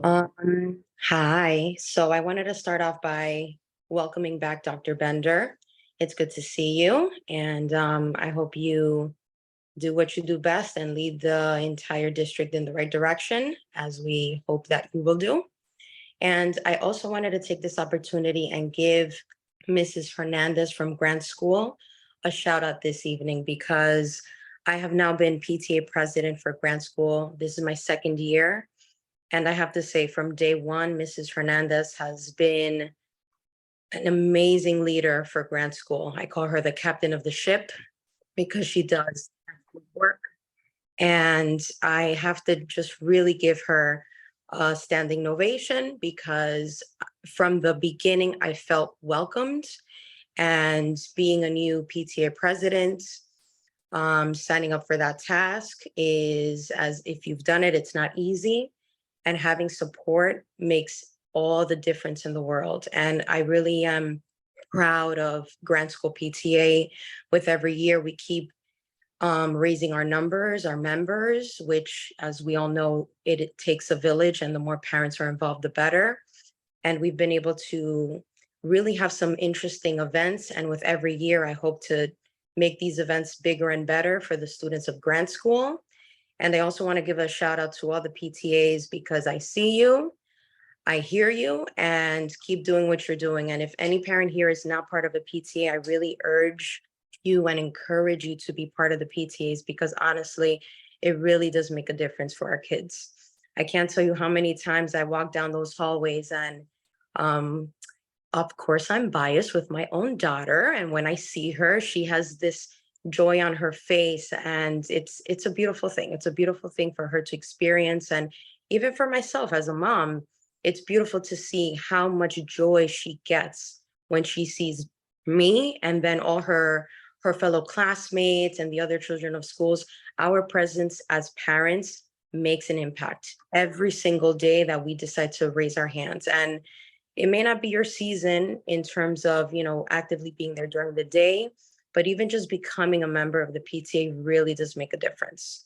And thank you, everybody on the board, because again, we are all trying to do the best we can for our kids. And I hope that we continue to have a good year. And may the rest of this year be even better than what it's been.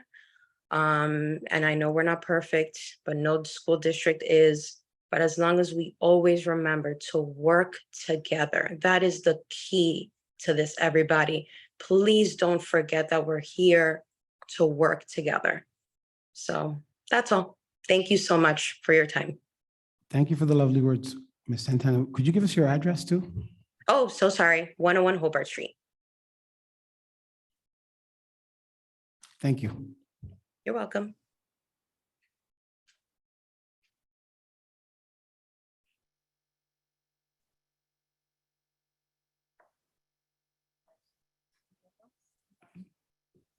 No one else? Okay. I just want to make a brief comment about, this board is listening to the public. I assure you that your words move us.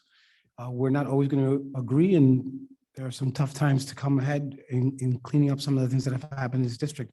But I can vouch for every person on this board. We're listening. We read the emails. We listen to you at the podium.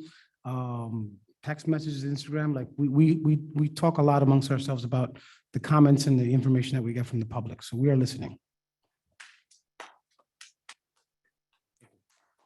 We're going to move on to new business. Trustee Gomes, can you move finance and insurance? Yes. I move FI 1601. Second.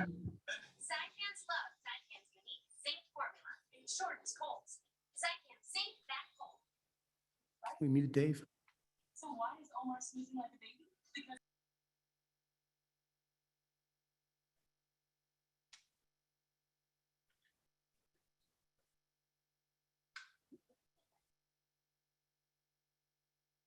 I'm just going to read the new business resolution on finance and insurance. Resolved that the Richfield Park Board of Education, upon the recommendation of the business administrator and the superintendent of schools, approves the following special education out-of-district placement for the 2022-23 school year. Thank you.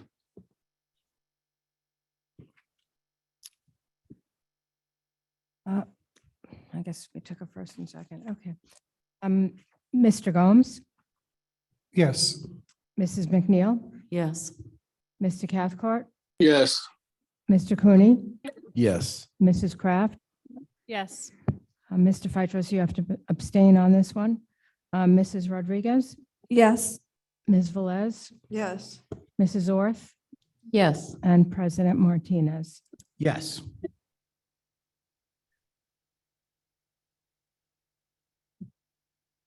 Mr. Cathcart? With it? Yes. Thank you. She ready? Okay. So on new business for personnel, resolved that the Board of Education, on the recommendation of the superintendent of schools, the state monitor hereby approves and extends all currently running grant-funded programs and currently approved staff from March 1st to May 12th, 2023. Trustee Orth, if you can move that.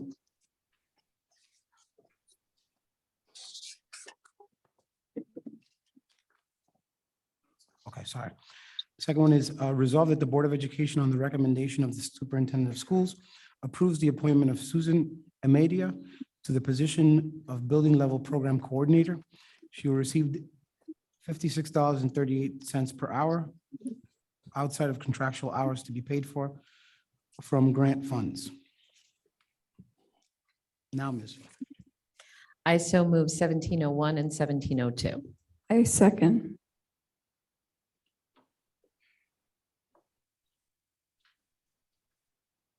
Are there any questions on 1701 and 1702? Yes, Dr. Bennett, if you could just explain these two resolutions, since they're a little bit vague. Yes, thank you. These are programs that began prior to me coming back. They include SEL after-school enrichment sessions, mentoring programs, homework hotline, and the reason why also Title III, Title 1 and 4, ELA Math and Science, high school extended day programs, elementary. The reason why they are new business is I want to clarify that they began, and being unfamiliar with them, I felt that I had to do my due diligence and figure out how we were paying for them before I extended the program. So there are a lot of teachers involved in this. If you go back to the original resolution, you will see those staff members that are involved. Again, I wanted to be safe than sorry, even though it's federally funded funds. I just wanted to make sure that we were okay with everything. So I know that it might seem a little vague, but it is in reference to an earlier resolution. And they are great programs, and I wanted to make sure they ran again. Thank you. Thank you. Yep, thank you. Okay. Mrs. Orth? Yes. Mrs. Rodriguez? Yes. Mr. Cathcart? Yes. Mr. Cooney? Yes. Mrs. Kraft? Yes. Mr. Phytros? Yes. Mr. Gomes? Yes. Mrs. McNeil? Abstain from 1701 and yes on 1702.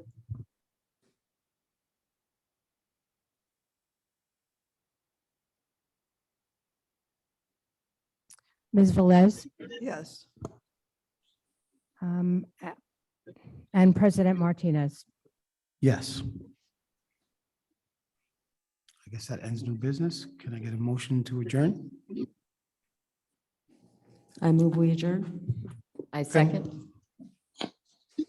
Thank you, everybody.